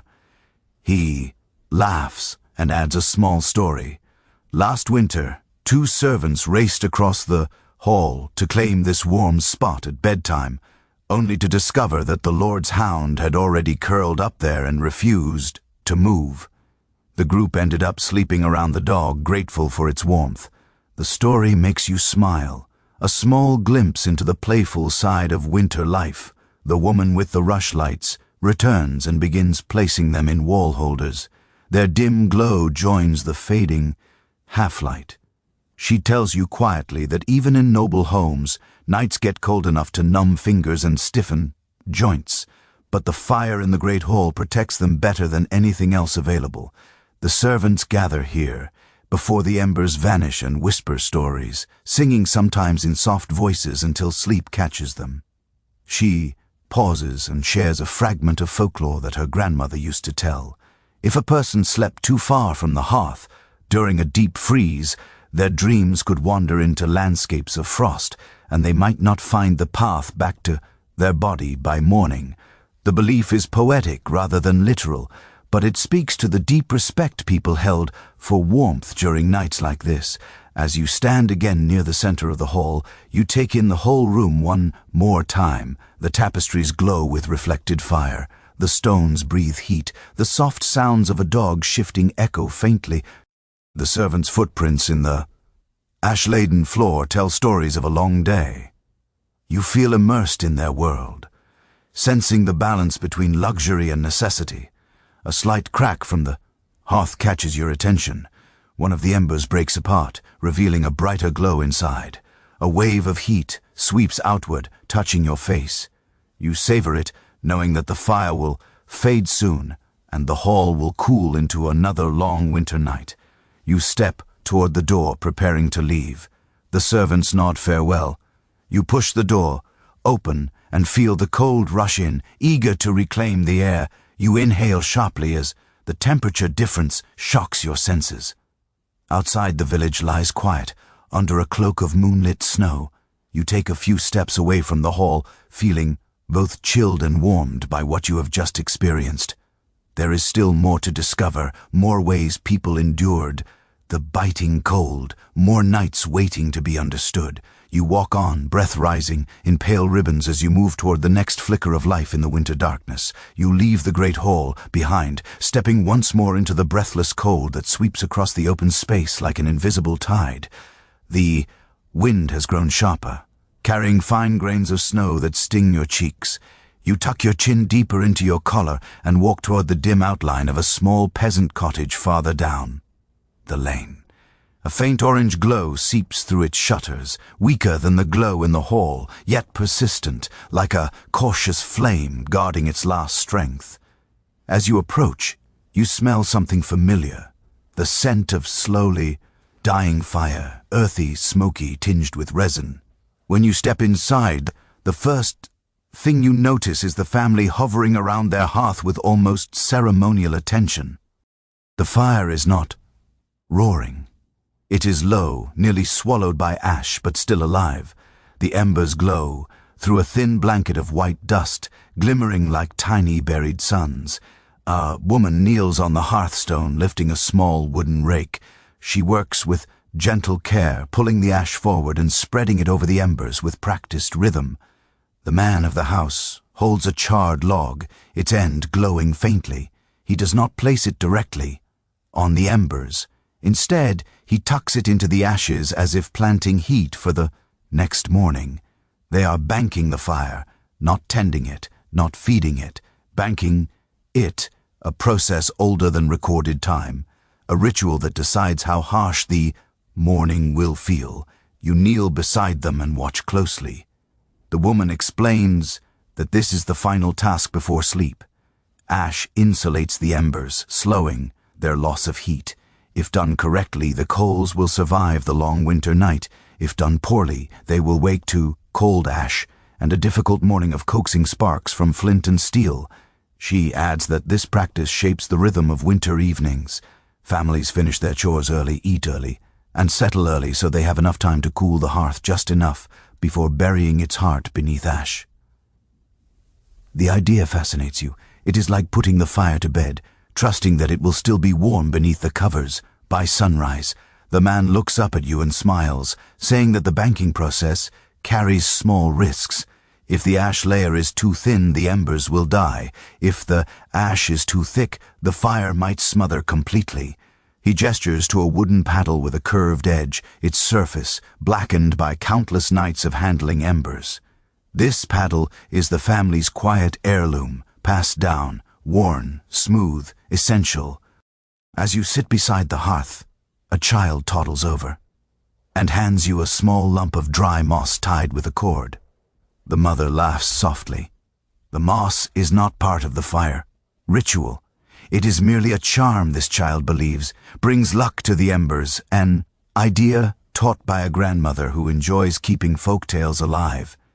You smile and gently place the charm near the hearth for the child's satisfaction. You lean closer to the fire and notice how the embers throb with life beneath the ash. Their glow pulses in slow movements, almost like breathing. You hold your hand just above them.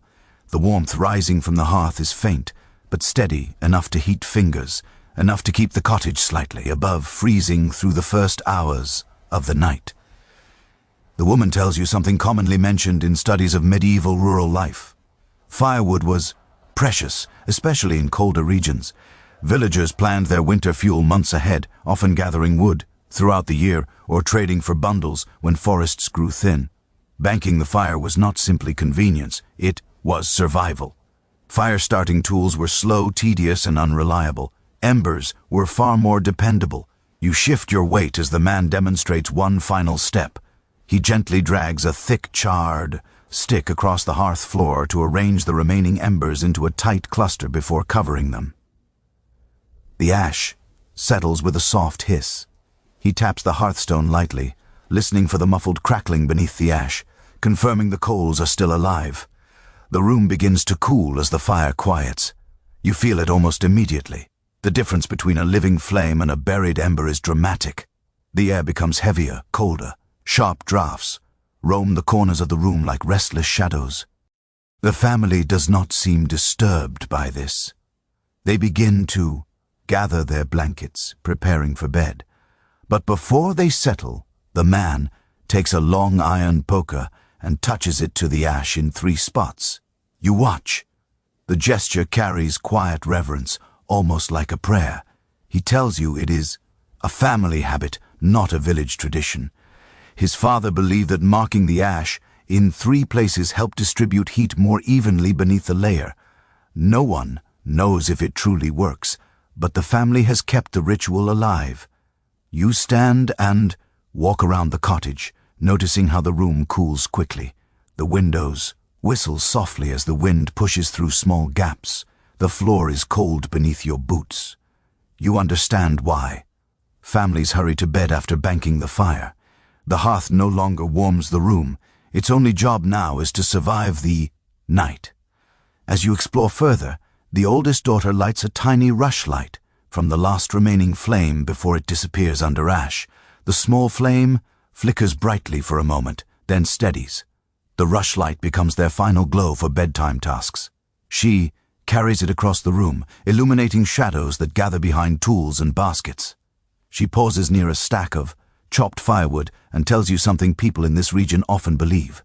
Cold embers with no living flame are considered unlucky to touch before sunrise. Old sayings insist that disturbing them brings bad weather. Whether this belief emerged from superstition or practical wisdom is unclear, Perhaps it was a way to keep curious hands away from dangerous coals at night. The girl sets the rushlight near her family's sleeping corner and pulls thick blankets over the straw bedding. She spreads old cloaks over the top and tucks in their edges with quick, efficient movements. Two small dogs curl near the foot of the bed, their bodies already radiating warmth as they nestle into the straw. The woman folds her hands and tells you a curious detail from local memory. Some families used to sprinkle a pinch of dried herbs on the embers before banking them, hoping the scent would linger faintly through the night. She says the smell might not have lasted long, but it comforted people. During the darkest nights, you imagine a faint trail of rosemary or sage drifting through a cold room. The room darkens as the rushlight burns lower. The family settles into their bed with soft shuffles and gentle whispers. The man pulls a wool blanket to his chin. The dogs stretch in sleepy contentment. The embers beneath the ash emit a faint glow, pulsing gently as if listening to the quiet. You step closer to the hearth one last time. The woman lifts a small piece of charcoal with tongs and places it near the center of the buried cluster. Her movements remain calm and careful. She explains that she places an extra coal there on nights colder than usual. She nods toward the shutter gaps that rattle with wind, adding that tonight needs every bit of heat. You watch as she smooths the ash one final time. The hearth becomes a small mound of white powder hiding its vital heart. You feel the warmth fading into the room's chill, like a sigh dissolving into silence. When you step outside, the cold night greets you again. Yet, you feel something different. You have just witnessed a quiet ritual that kept countless families alive for centuries. A ritual built on patience, trust, and intimate knowledge of fire. You take a long breath and walk forward through the snow. The embers behind you continue their slow glowing work. Ahead lies more, winter wisdom waiting to be discovered. You move on through the frozen night, your breath drifting upward in long, pale strands as you make your way toward another cluster of cottages. The cold presses harder now, as if midnight has sharpened its teeth. You wrap your arms around yourself and let your thoughts wander to how deeply winter dictates daily life here. It affects not only sleep, warmth, and shelter, but also the subtler rhythms of the body. You soon learn that medieval people understood this truth instinctively. They knew that surviving brutal nights depended not only on fires or blankets, but also on what they put into their stomachs before crawling under the covers. You reach the next cottage and smell something rich and comforting drifting through its walls. A scent of meat, fat, roasted, oats, perhaps a hint of onion. Your stomach tightens with hunger. You push the door open and step inside, greeted instantly by a wave of warm, savory air. A family gathers around a wooden table. A pot sits near the hearth, its sides glistening faintly with grease. A woman ladles steaming stew into small bowls, each portion topped with a glimmering layer of fat that has not yet solidified. The man of the house gestures for you to join them. The family shifts closer together, making room for you at the table. You sit, feeling the heat rise from the pot. Steam curls into the air, carrying aromas that seem almost unreal after breathing frozen air for so long. The woman explains that they always eat something hearty before sleeping on winter nights. The cold drains energy quickly. A full stomach protects the body from losing heat too fast. You watch as she dips the ladle again, this time lifting a thicker mixture from the bottom of the pot. It contains barley, bits of salted pork, and small chunks of root vegetables grown in their garden before the frost set in. The food looks simple, but it feels luxurious in the context of a winter night. She hands you a bowl. You cradle it between your palms, letting the heat seep into your fingers. The warmth feels like a small miracle. You lift it to your lips and taste the thick, fatty broth. It coats your tongue with richness and clings to the back of your throat as you swallow. The sensation is immediate, comforting, grounding. The family watches you expectantly, hoping you might enjoy their humble meal, and when you smile, their faces brighten. The father explains that food like this is not only nourishment, but preparation for sleep. Fatty meals warm the body from the inside. Oats, barley, and meat provide slow-burning energy that lasts through the coldest hours. Modern science explains why this works, but medieval people discovered the truth through experience. A warm, full belly is a shield against the night.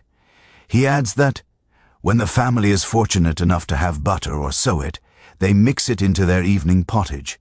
Even a spoonful helps. You glance at the pot and notice droplets of golden fat shimmering on the surface. The mother ladles more stew into her children's bowls, encouraging them to finish every last scrap.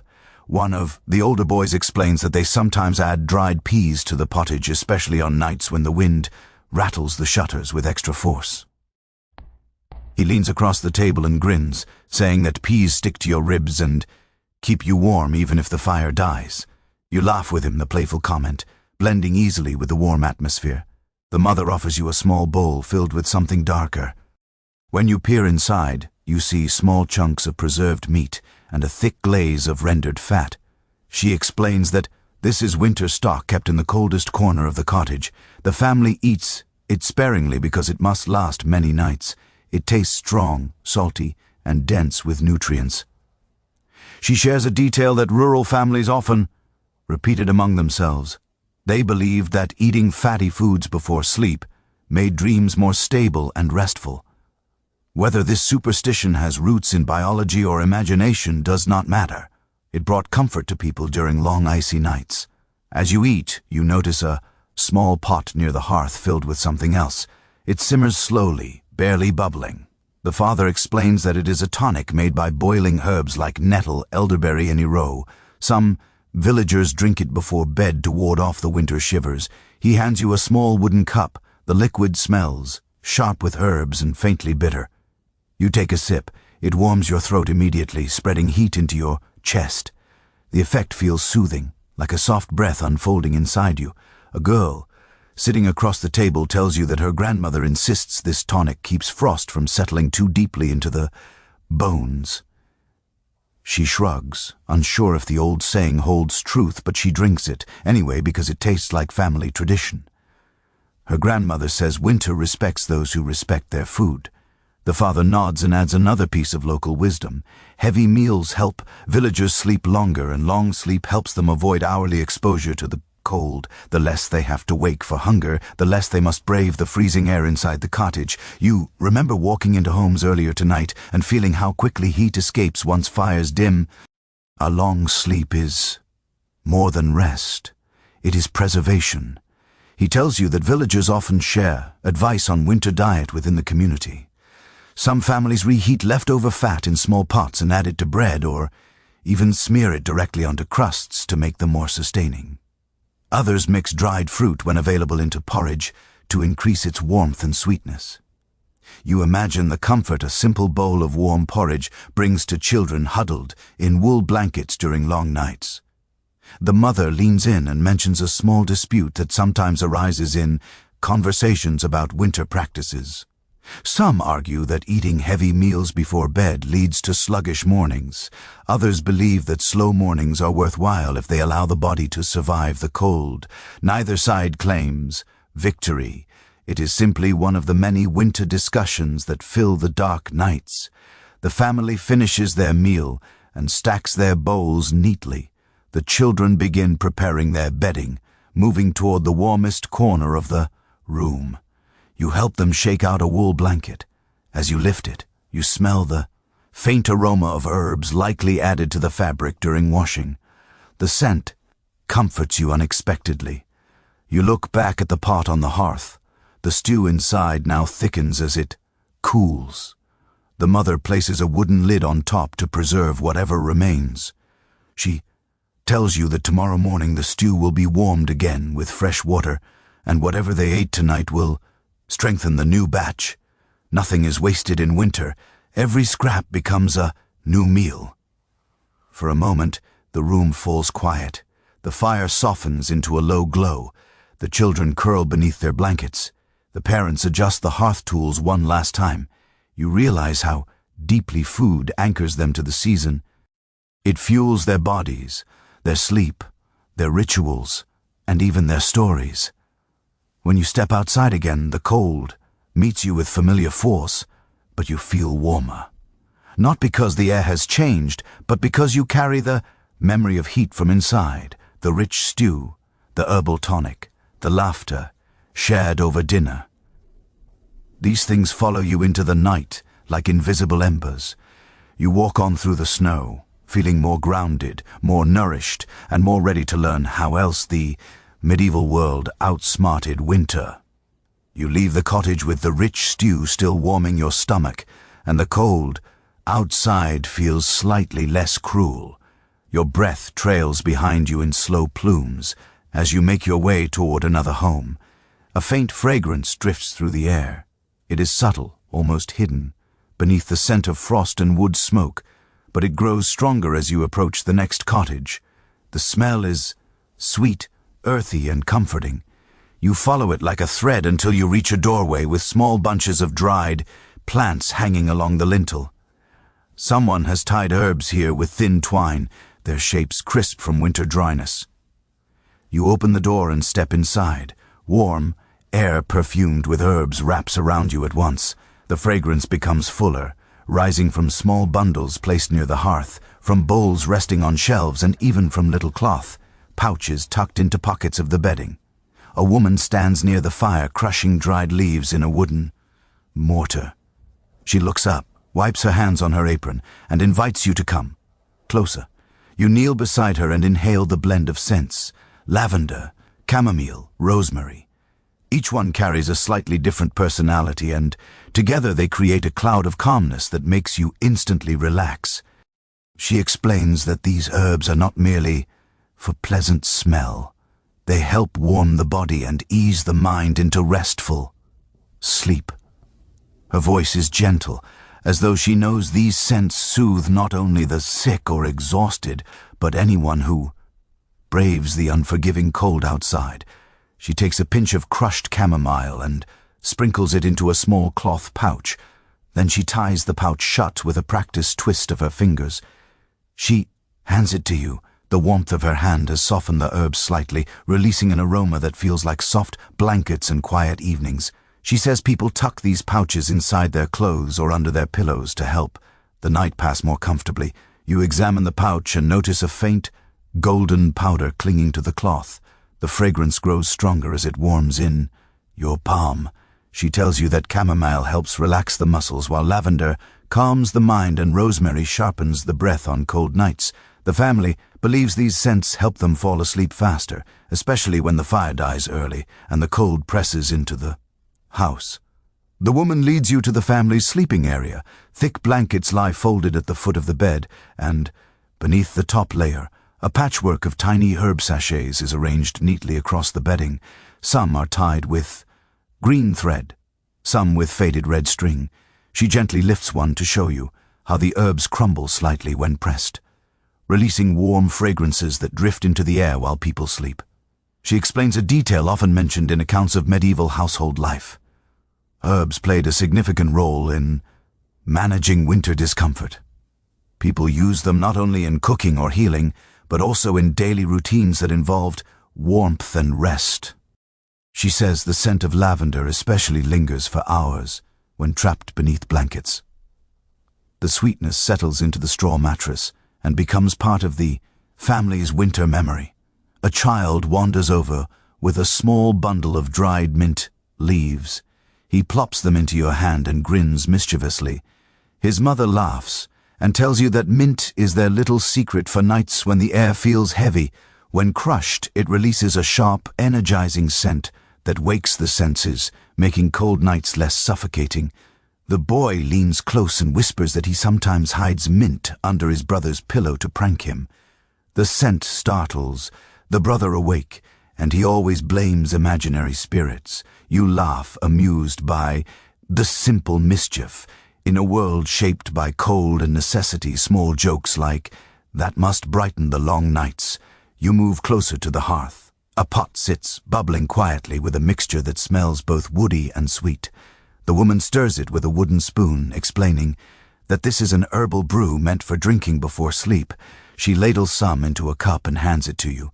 The liquid is warm and slightly bitter with hints of honey softening its edges. As it slides down your throat, warmth blooms in your chest like a slow sunrise. She tells you that this brew is made from winter herbs dried in late autumn. Some villages make stronger versions for those suffering from chills or lingering coughs. A neighbor once mixed thyme, sage, and horseradish into a single pot, creating a drink so potent that no one could decide whether it was medicine or punishment. As the family prepares their bedding, the father steps inside from the cold, carrying a small bundle of dried plants he collected earlier in the day. He shakes loose the snowflakes clinging to them and spreads them near the fire to dry. He tells you that he prefers to gather herbs, personally, because each plant carries its own quirks. Some dry faster, some release stronger scents, some crumble too easily. His method involves testing everything until he knows which plants will help the family on which nights. He adds a curious comment that reflects a subtle wisdom passed down across generations. Certain herbs behave differently in deep winter than in autumn or spring. He believes the cold strengthens their aroma, sealing the oils inside until they are warmed. Whether this is scientifically true or not, you can see why families continue to believe it. The mother invites you to help arrange the sleeping area. Together, you lift the blankets and sprinkle a few dried petals between the layers. The petals crackle quietly as they settle. The children giggle, pretending the petals are magical flakes that ward off nightmares. You smile, appreciating the mixture of practicality and imagination that fills this home. Once the bedding is arranged, the parents show you one more practice. They take a small clay bowl filled with smoldering herbs and carry it across the room. The herbs release a soft stream of fragrant smoke that drifts like a gentle fog. They walk slowly, letting the smoke circulate. It creates a warm, comforting haze that settles in the air and clings to the walls. The father says this cleansing ritual keeps sickness away and adds a layer of warmth to the cottage. The idea fascinates you, not because the smoke truly heats the room, but because it transforms the atmosphere into something intimate and protected. He leans closer and shares a scholarly question that often arises in discussions of medieval herbal practices. Some researchers think these rituals serve mostly practical purposes, like masking smells or repelling insects. Others believe the rituals also carried emotional importance, helping families feel less vulnerable during the darkest nights. No definite answer exists since written sources vary, yet when you stand here breathing in the smoky fragrance, it feels entirely reasonable that both explanations might be true. The little boy with the mint bundle tugs your sleeve and leads you to the window. Frost patterns lace the glass, forming delicate shapes like feathers and vines. He presses his palm to the frost, then quickly pulls it back with a laugh. His breath fogs the glass, leaving a small round patch of warmth. You mimic the action and feel the cold sting your skin. You both laugh quietly, sharing a moment of simple joy. As the night deepens, the family prepares to sleep. The parents settle beneath the thick blankets. The children climb in beside them. The herb sachets release their perfumes, filling the tiny room with a dreamy calm. The fire dims, but the air remains fragrant and warm in spirit, even if the temperature drops. You stand for a moment, soaking in the harmony of the scene. The room faintly glows with the last embers of the fire. The scent of lavender and chamomile lingers like a soft sigh. You feel yourself relax just by standing here.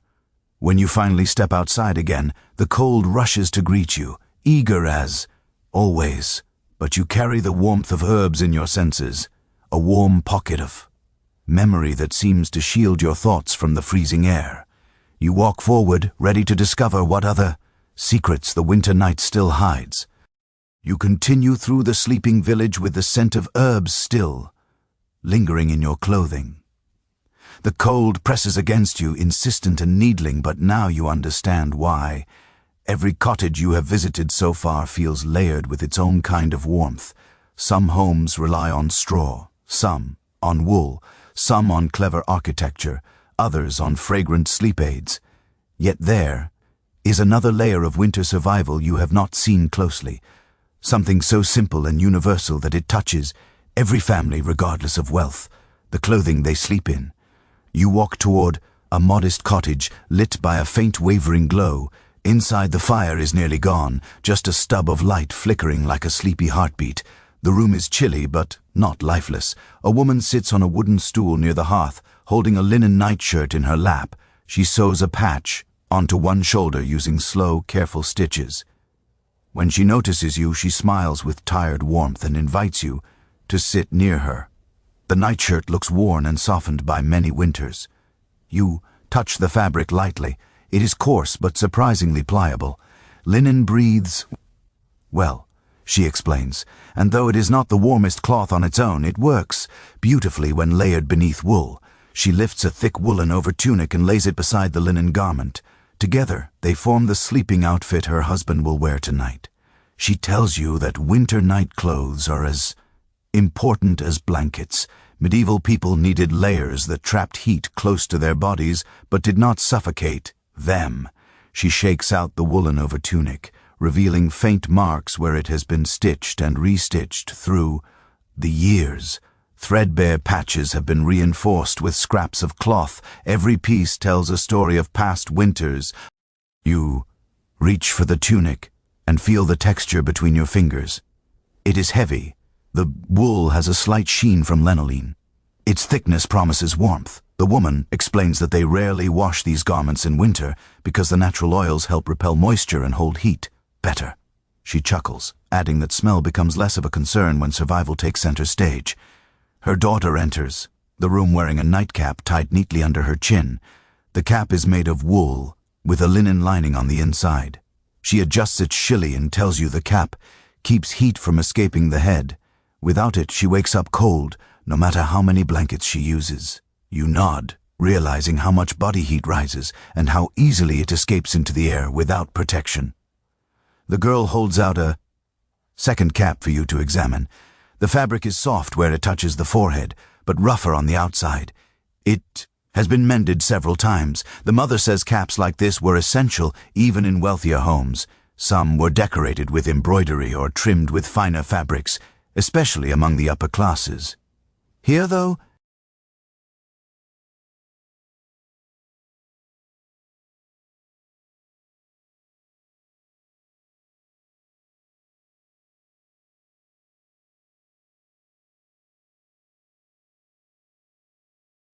practicality rules.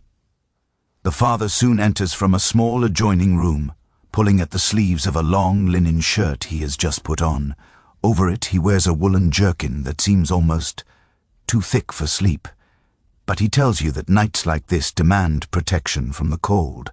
The jerkin tee traps warmth close to his core. He ties it snugly with a cord around his waist. He chuckles and shows you the long woolen stockings he wears to bed. They reach almost to his thighs and are fastened by simple garters. Without them, he says, his legs ache from the cold by dawn. You run your fingers across the stockings. The knit is tight, dense, and slightly scratchy, but that scratchiness is part of their charm, he adds. It reminds him he is warm and alive on winter nights. The mother picks up a small bundle of cloth from a bench and unfolds it. Inside are gloves, thin linen gloves, worn under heavier wool mittens. She explains that she sleeps with the linen pair only, while her husband sometimes adds the wool layer if the wind is fierce. Fingers grow stiff easily in winter, and once stiff, they lose heat faster. Protecting them at night helps avoid painful mornings when work must begin early. You watch the family move through their nighttime ritual. Layer by layer, they prepare their bodies for sleep, just as earlier families prepared their bedding or their herbs. Each garment has a purpose. Each layer works with the others. The father sits by the hearth and adjusts a second layer of wool around his shoulders. The firelight glimmers against the fabric. He tells you something commonly noted in medieval writings. People often slept in the same clothes they wore during the day because changing garments in cold weather invited chills. But when it came to true winter nights, specific sleep garments became precious. They helped maintain warmth without wearing out daily clothes too quickly. You touch the edge of one of the woolen garments again, feeling the ridged weave pattern under your fingertips. Wool catches warmth so quickly. Even a few minutes near the hearth makes it feel alive with heat. You think back to the furs and quilts you saw earlier, realizing how crucial fabric is when fire grows tired and the night deepens. The little girl pulls a pair of soft socks from a shelf and shows them to you proudly. They are made from thick scraps of wool and lined with a bit of rabbit fur at the toes. She explains that her grandmother crafted them and promised they would keep her feet warm even on the longest nights. She wiggles her toes as if demonstrating their power. You smile, touched by the small moment of childish pride. The mother lights a tiny tallow candle barely more than a stub and carries it toward the bed. She sets it on a low shelf and lets its flickering glow reveal the sleeping space. The bed is covered with 2 layers of blankets, each carefully arranged. She places woolen night shawls along the head of the bed for extra warmth should someone wake shivering. The father steps beside you and shares a thought that many families in this region agree on. Good night clothes save more warmth than a weak fire. Fire warms a room, but clothing warms the person directly. On the harshest nights, wind can steal heat from the very air, but clothing clings tightly to the body, serving as the final defense. He then describes a lingering question often discussed by those who study medieval daily life. Did most people wear multiple layers to bed every night in winter, or only during extreme cold? Some argue that thick layers were a constant need. Others suggest families adapted based on how much fuel they had for the fire or how drafty their homes were. He shrugs, admitting that people did whatever kept them alive. Practices likely shifted, from village to village or even from family to family. As the family prepares to lie down, the mother arranges their sleeping garments one last time. She tucks the children into their separate woolen layers before pulling blankets over them. The daughter snuggles into her cap and lets out a contented sigh. The father crawls under the blankets with deliberate slowness so he does not let cold air slip inside.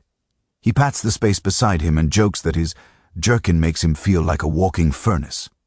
His wife laughs quietly and settles beside him, adjusting her own layers. You stand and absorb the peaceful moment. Their garments whisper softly against the blankets, each layer working together to turn an icy night into bearable warmth. You realize how much these clothes mean to them. They are not luxuries. They are survival tools shaped by years of tradition and necessity. Outside the cold waits, but in here wool, linen, and careful layering stand firm. You give the family a gentle nod and step out into the night. Once more, the wind greets you sharply, but your mind carries the warmth of thick stockings, nightcaps, and patched wool tunics. Each cottage teaches you something new. Each family reveals another piece of winter wisdom, and there are still many lessons ahead. You step back into the night, the wind slipping cold fingers around your neck the moment the door closes behind you. Yet instead of shrinking from it, you inhale the crisp air and let it wake your senses again. You have seen so many families wrapped in wool, clustered near hearths or cocooned behind curtains. Now you wonder what happens to the homes themselves. Walls, roofs, floors, shutters. How did people keep the frigid world from leaking inside every crack? You follow this question as you walk across the snow, guided by a faint light shining through the seams of a wider, sturdier cottage. When you approach, you notice something leaning against the outer walls. Bundles of dried rushes, piles of daub, small buckets of clay mixed with straw. The cottage looks like a work in progress, even in deep winter. You knock softly and step inside when a voice invites you in.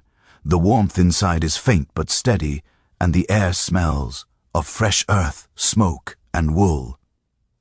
A man kneels near the wall with a small wooden spatula, pressing damp daub into a narrow crack that runs between 2 timber beams. His wife stands nearby, with a bucket of clay mixture, handing him handfuls of the material as he works. You watch them patch the wall, with a practiced rhythm. The man glances at you and smiles, inviting you closer. He explains that winter becomes a constant battle against drafts. Even the tiniest gaps let in icy air that slips across floors like a warning. To fight this, families reinforce their walls and floors every winter with whatever they have. Daub, moss, straw, clay, wool, strips, even old rags. Anything that traps heat and blocks wind becomes part of the home. You touch the wall where he has just pressed fresh daub. It feels cold but dense, sealing the seam tightly. The woman tells you that houses made from WE and daub shift slightly through the seasons. Heat expands the wooden frame in summer, and winter tightens it until tiny cracks appear. She gestures to one corner of the room where wind used to whistle through during storms. They sealed that corner earlier in the day with a mixture of clay and chopped straw, creating a patch that looks slightly darker than the rest of the wall. A child scurries past you, dragging a handful of moss. He stuffs it into a small gap near the base of the wall, patting it proudly. His father laughs and ruffles his hair, saying, "The boy has become an expert at spotting drafts." You crouch near the patched gap and feel how effectively the moss stops the cold from creeping in. It is soft, flexible, and easy to pack tightly. Nature becomes part of their architecture. The woman invites you to look at the floor. It is covered with woven rushes that create a springy mat beneath your feet. She explains that rushes protect the feet from the cold ground and help trap warmth in the lower parts of the house. They must be replaced often, because moisture and dirt settle into them quickly. She grabs a handful and shows you how they plated the stalks into a flattened mat. The texture is rough but warmer than bare earth or wood. She mentions a long-accepted detail among those who study medieval homes. Rushes acted as insulation as well as flooring, especially in winter. People sometimes sprinkled herbs or dried flowers among them to mask smells and freshen the air. The idea of sleeping above a soft layer of woven plants makes you appreciate how medieval life relied on simple natural materials in clever ways. You look toward the ceiling. Thick wooden beams cross overhead, their surfaces aged by smoke and frost. The man explains that roofs often let in cold air when the wind rises, especially when thatch grows old. To fix this, families climb into the loft to press straw into gaps or hang cloth beneath drafty spots. He points to the loft ladder and encourages you to climb. You ascend slowly, feeling the temperature shift. The loft is cooler than the main room, but it is also lined with layers of straw packed so tightly that the air feels still. You run your hand across the straw. It is dry and brittle but effective. It absorbs sound and heat, becoming a buffer against the winter night. The man joins you and shows how he uses long sticks to push the straw deeper into the edges of the roof. He explains that this prevents wind from slipping through the thatch and chilling the room below. You listen to him describe a time when a storm tore part of the thatch away and left the family freezing for days until neighbors helped repair it. Community effort often saved families in winter. Roof repairs were never done alone. Descending back into the main room, you notice a small shelf near the window. The shutters are reinforced with thick cloth strips woven through wooden slats. The cloth flutters slightly as wind presses from outside. The woman beams proudly as she explains that layering cloth across window shutters keeps frost from forming too thickly on the inside. If frost builds up too quickly, it can melt when the fire warms and drip onto the rushes, creating damp patches that make the cold even worse. She lifts one of the cloth layers and reveals straw tucked into the cracks between the shutters, another small layer of insulation. You place your palm near the shutter and feel the difference. It is colder than the wall but warmer than the outside. Every small enhancement matters on nights like this. The man now gestures toward the hearth. The fire is low, but the stones surrounding it glow with faint warmth. He explains that he and his wife stacked these stones along the hearth, not just for cooking, but for heat retention. Stones hold warmth long after flames fade. They turn into slow, steady radiators. He taps one gently, and it emits a soft heat even though the fire is little more than a glow. A young girl enters the room carrying a basket of old wool scraps. She sets it down beside her mother, who begins stuffing the scraps into thin gaps along the door frame. You help press the wool into place with your fingertips. It holds firmly, forming a tight seal. The girl looks at you proudly, announcing that she helped gather these scraps from old clothing that could no longer be mended. The mother nods and shares a small household belief. Some families say that wool scraps placed in wall cracks last longer if blessed during winter festivities. Whether this is superstition or tradition, she does not care. She likes the idea that something joyful lingers in the walls through the darkest months. As the family continues their tasks, the father tells you there is a question often discussed among people who study historical building techniques. Did most families reinforce their homes every winter, or did only a few manage these improvements consistently?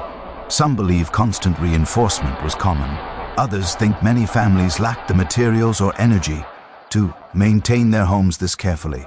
He says it likely depended on weather patterns and household strength. Some winters demanded far more work than others. You begin to understand that weatherproofing a medieval home was not a single chore, but a seasonal-long project. Every day brought new cracks, new chills, new patches to fix. Cold finds ways in. People find ways to keep it out. The family finally finishes their evening repairs. The father rubs his hands together near the hearth, letting the faint warmth settle into his skin. The mother folds the extra door neatly, storing it beside the wall for tomorrow. The children curl near the warmest corner of the room, giggling quietly as they play with wool scraps. You look around one last time and appreciate how every inch of this cottage reflects their effort.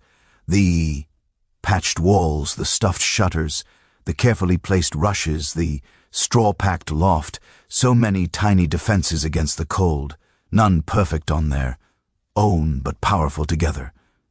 When you step outside again, the cold presses against you more sharply than before, as if angry you escaped its reach inside the cottage. But your mind carries the memory of warm stones, thick daub and wool-stuffed gaps. You walk forward into the night, eager to discover what other winter wisdom waits in the sleeping village. You push forward into the winter dark, your boots sinking deeper into the snow as the wind sweeps past you with a low, moaning voice. The night feels colder now, as if each hour that passes tightens the grip of frost on the village. Even your breath seems to freeze mid-air before fading into the dark. You keep moving, drawn by a soft glow ahead. It is not the wide radiance of a hearth or the scattered light of rush lights. It is smaller, sharper, more deliberate. You follow it to a cottage positioned slightly higher on a slope where smoke curls upward in thin ribbons. When you step inside, you immediately notice a small iron object sitting on a stool near the hearth. It looks like a shallow metal pan with a long wooden handle attached. A woman crouches beside it, holding a pair of tongs. A smell of warm iron drifts toward you. She lifts the pan and slides it carefully under the blankets on her bed. The bed rustles in response, releasing a faint wave of heated air. You realize you are watching one of the oldest winter remedies for icy bedding. The bed warmer. She pulls the pan back out and shows it to you. Inside are glowing coals that flicker gently like sleepy fireflies. She explains that they scoop hot coals from the hearth, place them inside the pan, close the lid, and slide the apparatus beneath the blankets to warm the bedding before sleep. It sounds simple, but the process requires skill. Too many coals and the blankets scorch. Too few and the bed stays cold. She points to dark marks on the pan where coals once burned too bright. They learned from that incident and now treat the tool with caution. Her husband enters the room holding another bed, warmer, with a dent in its side. He jokes that the dent came from a time he dropped it in surprise when a coal popped unexpectedly.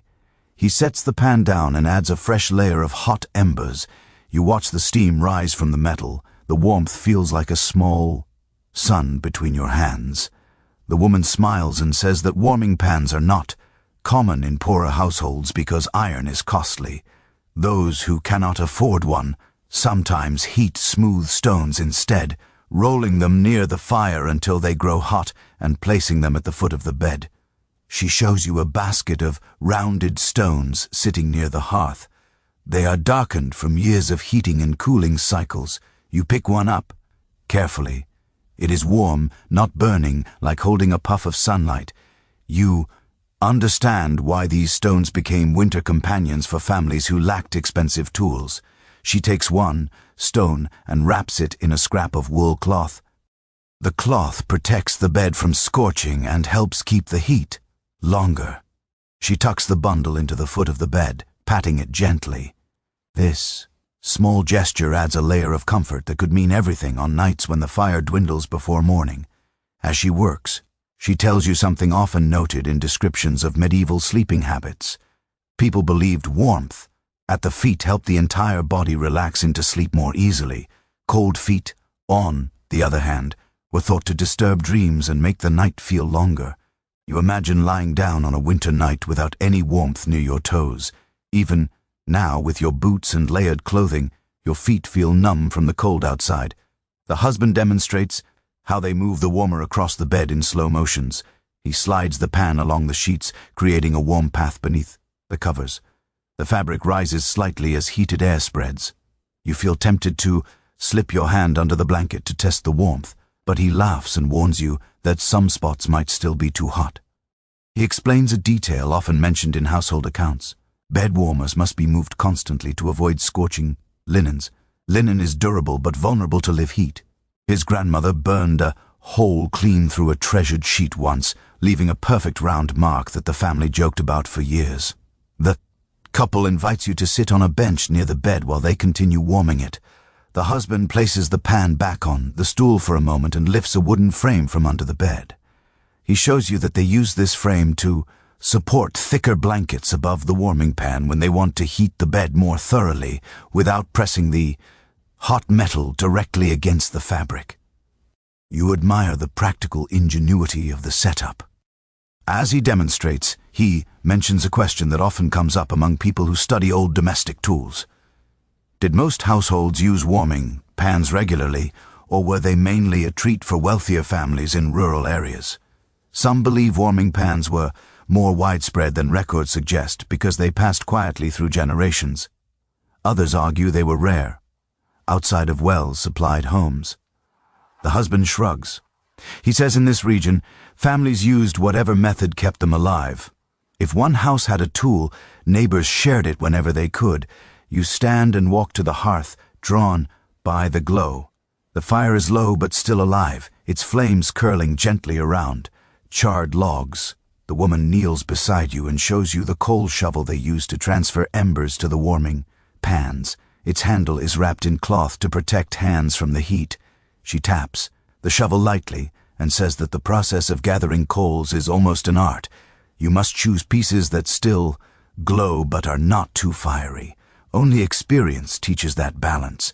She picks up a handful of herbs from a small bowl near the hearth, rosemary, thyme, and dried apple peels. She sprinkles a little onto the coals before closing the warming pan's lid.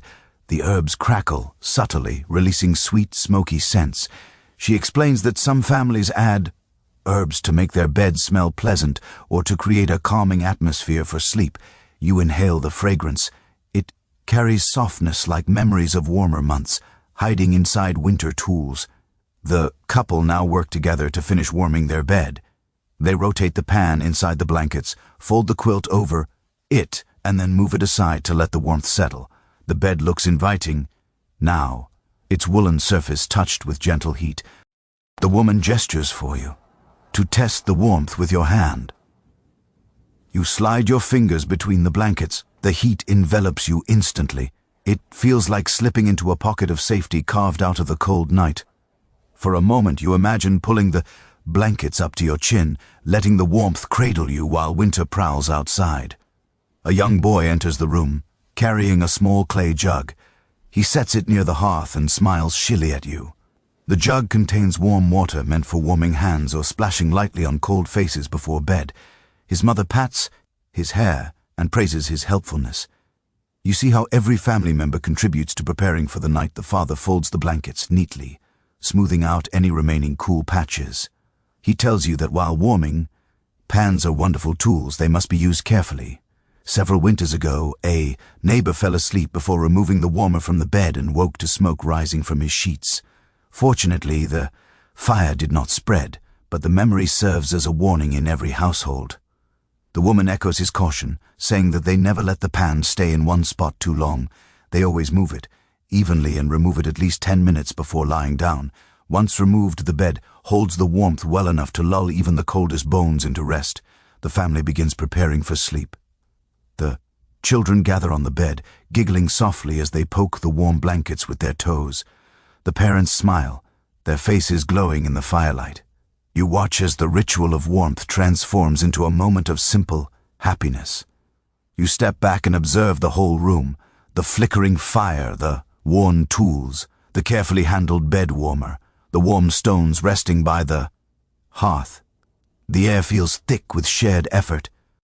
These winter rituals are small, but together they build a world where sleep becomes possible, even on the coldest nights. When you step outside, again, the cold greets you sharply, but you hold on to the memory of warm metal, glowing coals, and blankets infused with gentle heat. You walk forward into the snow, knowing the night still holds many lessons in surviving the deep winter. You continue along the fading trail of footprints through the snow, your breath forming slow clouds as you walk past the last line of cottages. The village grows quiet behind you. Ahead stands a low stone building with tall, narrow windows that gleam faintly in the moonlight. You recognize it instantly, a monastery on the edge of the settlement. Its shape rises like a quiet guardian in the night, solemn and unmoving.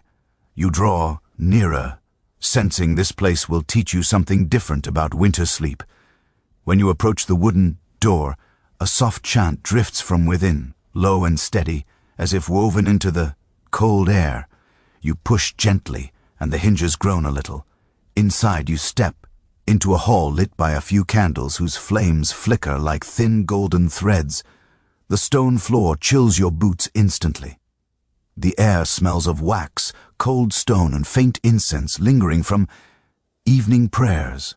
A monk in a simple wool robe approaches, hands folded, expression serene. He gestures for you to follow him through a narrow corridor. As you walk, the temperature drops even further. The stones seem to drink every trace of warmth from the air. You rub your arms instinctively, wondering how anyone sleeps in such conditions. He leads you into the dormitory. A long room with tightly spaced wooden beds stretches ahead, each one fitted with thin mattresses stuffed with straw. The blankets look modest, plain wool, patched and worn. The windows are small and unshuttered, allowing a faint line of moonlight to fall across the floor. You feel a cold breeze flow gently along the corridor of beds, creeping beneath your clothing. The monk tells you that members of the order sleep together in the same space, not just for spiritual unity, but also to share warmth. He points out how the beds are arranged close enough that each person benefits from the body heat of others, yet far enough to maintain discipline. You can sense how this design balances practicality and devotion. You kneel beside one of the beds. The straw mattress crinkles softly under your palm. It feels colder than any straw bed you have touched so far. The wool blanket is coarse and somewhat thin. You lift it, and the cold air seeping through the fibers brushes your skin. You realize these monks prioritize humility over comfort. They embrace cold as part of their path. As you explore the room, the monk explains that they are expected to wake several times during the night to pray. Fire is rarely allowed in the dormitory because warmth can encourage drowsiness, and drowsiness interferes with the strict schedule of worship.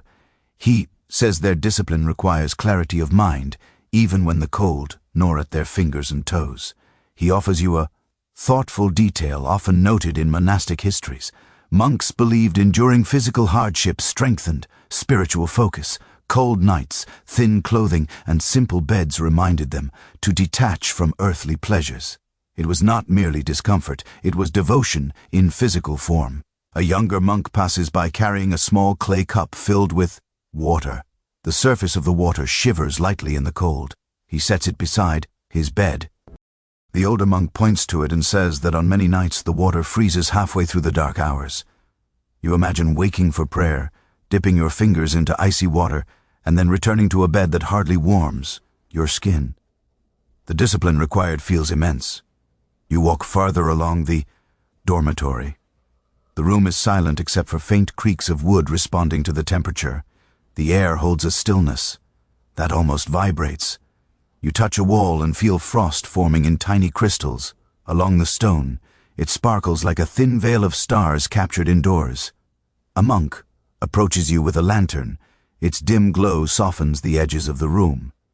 He explains that their wool robes double as sleeping garments. They rarely change before bed.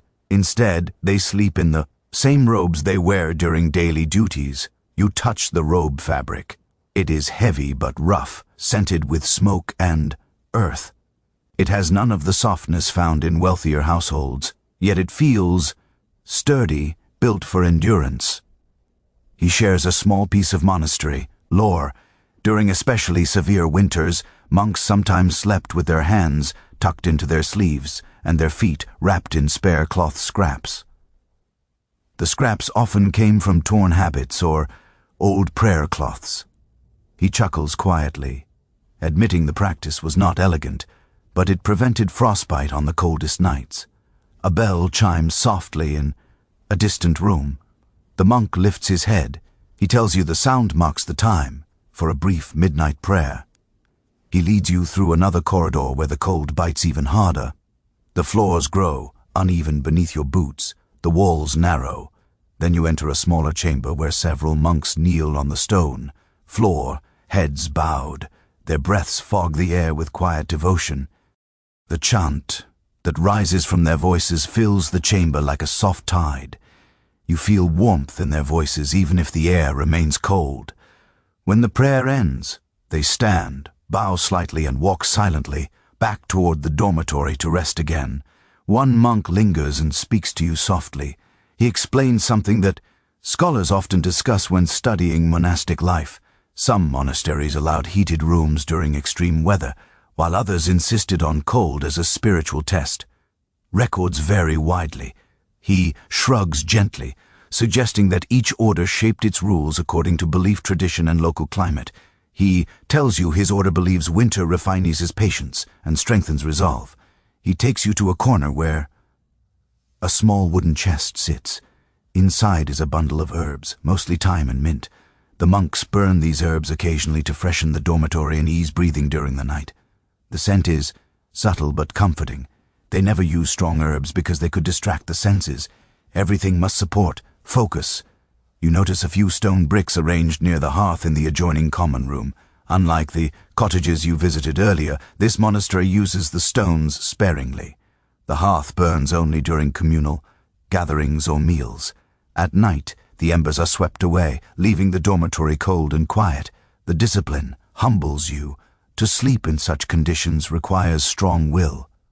A younger monk shows you a small trick they use to preserve warmth during especially brutal nights. They place a tightly sealed clay jug filled with warm water under the straw mattress.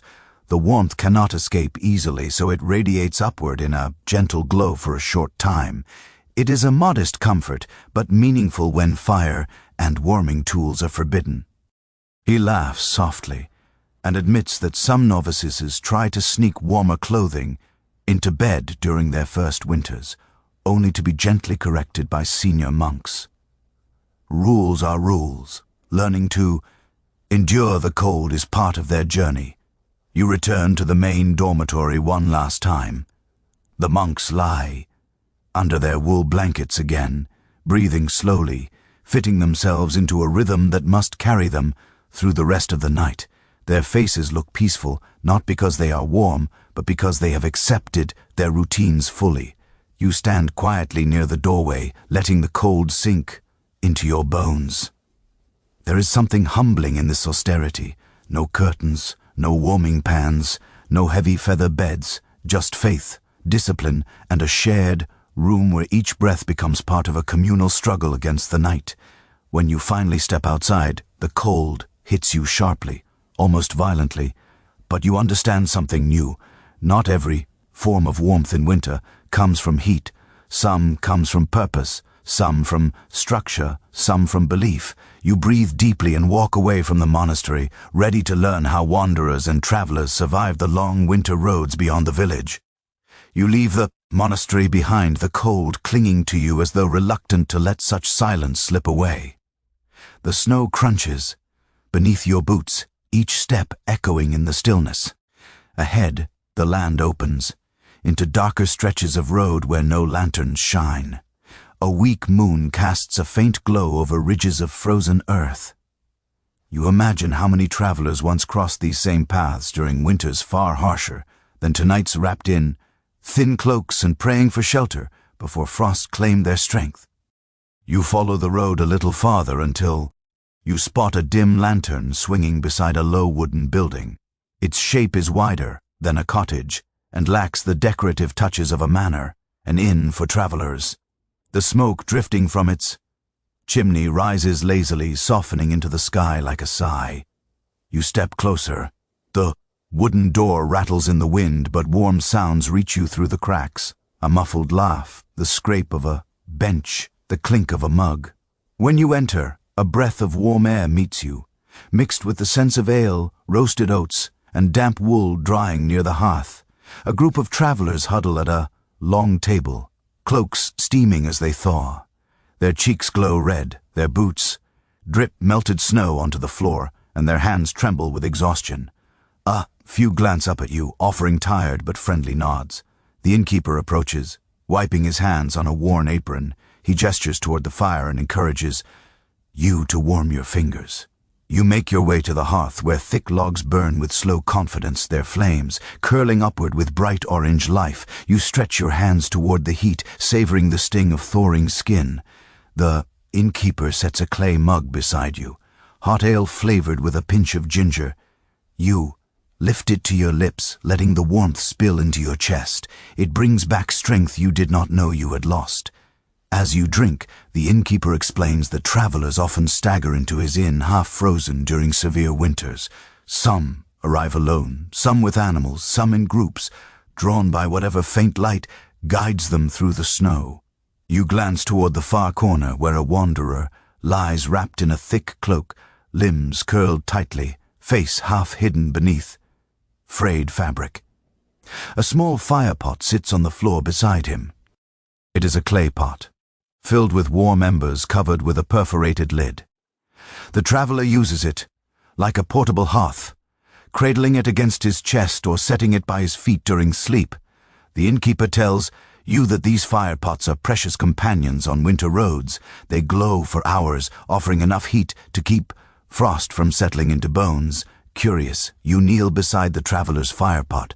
You place your hand near the small holes in the lid and feel gentle warmth escaping. The traveler shifts and lifts his cloak slightly.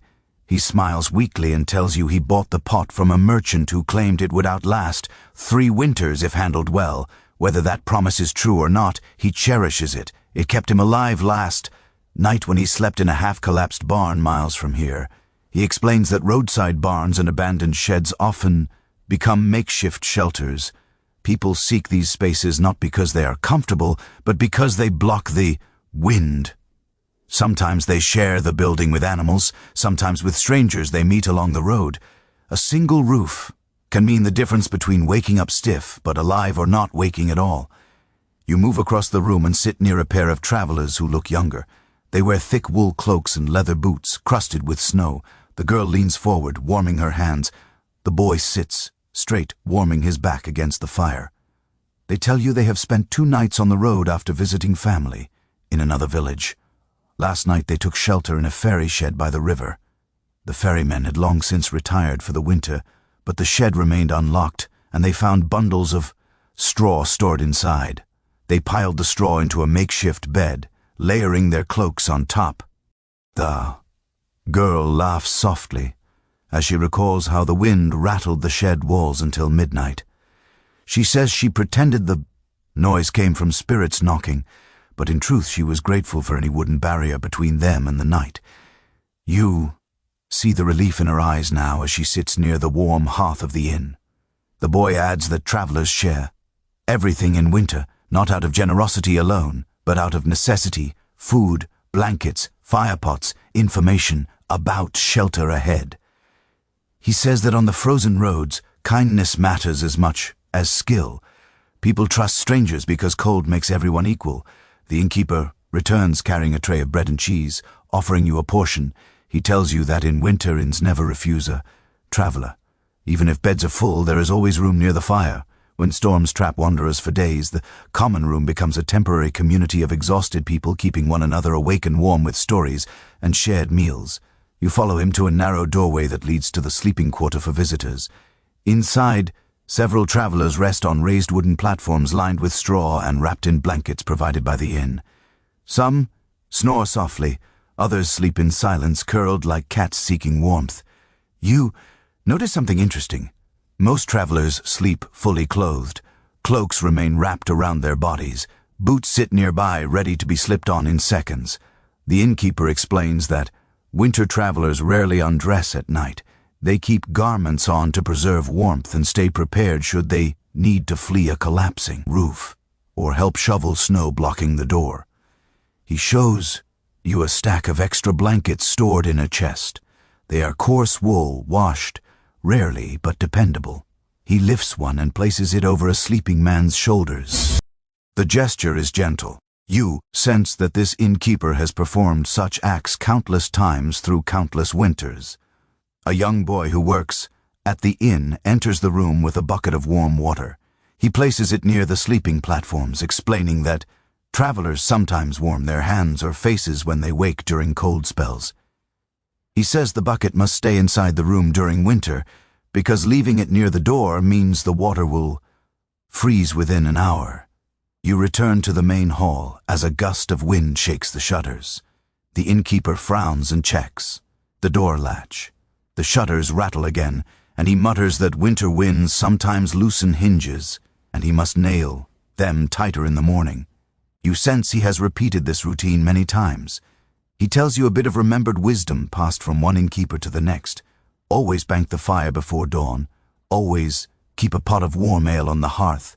Always store extra straw for unexpected guests. And never let a traveler wander away alone if the sky darkens with frost clouds. He shares a quiet thought often, echoed in winter tales. Travelers carry stories from far places. In winter, those stories become part of the warmth. People listen not only for entertainment, but also for direction, for warnings, for hope. You think of the earlier wanderer and his small firepot glowing gently like a signal of survival. As the night deepens, more travelers drift to the hearth. Some lean against benches, some sit on the floor, some simply close their eyes and listen to the crackling fire. The room feels thick with shared fatigue and shared safety. You step outside to breathe the cold again. The inn's lantern sways in the wind. Snow drifts softly at your feet. The world out here is still dangerous. But knowing that people find shelter in barns, ferry, sheds, inns, or even beside warm beasts gives you a sense of how resilient humans have always been. You take another deep breath and continue walking, ready to learn how wealthier households prepared for winter nights beyond the common traveler's reach. You leave the travelers in behind, stepping once more into the cold night air that folds around you like a stiff cloak. Your breath drifts upward in pale spirals as you walk toward the manor grounds you glimpsed earlier from afar. The shape rises slowly from the darkness, larger than the cottages, quieter than the inn, and steadier than the monastery. A noble household sleeps differently from the villages, and you feel curious to see how wealth changes the rhythm of a winter night. You cross a small wooden bridge that cacks beneath the weight of frozen planks. A torch burns near the manor gate, its flames struggling but persistent. The building ahead seems somber and dignified, its stone walls thick and unmoving beneath the moonlight. When you approach the entrance, a servant wrapped in a fur-lined cloak nods to you and ushers you inside. Warmth greets you at once, not overwhelming like a roaring fire, but gentle and even, spread throughout. The great chamber by careful design. The walls are lined with tapestries so thick you could lose your hand in the weave. One shows a hunting scene frozen in time. Another depicts a queen resting beside a tree embroidered with exquisite detail. These tapestries do more than decorate. They trap warmth, soften drafts, and add layers of comfort to rooms that would otherwise feel as cold as stone tombs. A steward approaches, holding a candle holder carved from ivory. He gestures for you to follow him through a narrow corridor. As you walk, you notice carpets laid across the floor. They are woven tightly with wool dyed in deep reds and dark greens. Each step you take sinks lightly into softness. The steward explains that carpets, though expensive, help muff wind sneaking through floorboards in older manors, especially during harsh winters. He adds that noble families prize these items not only for beauty, but as barriers against icy air.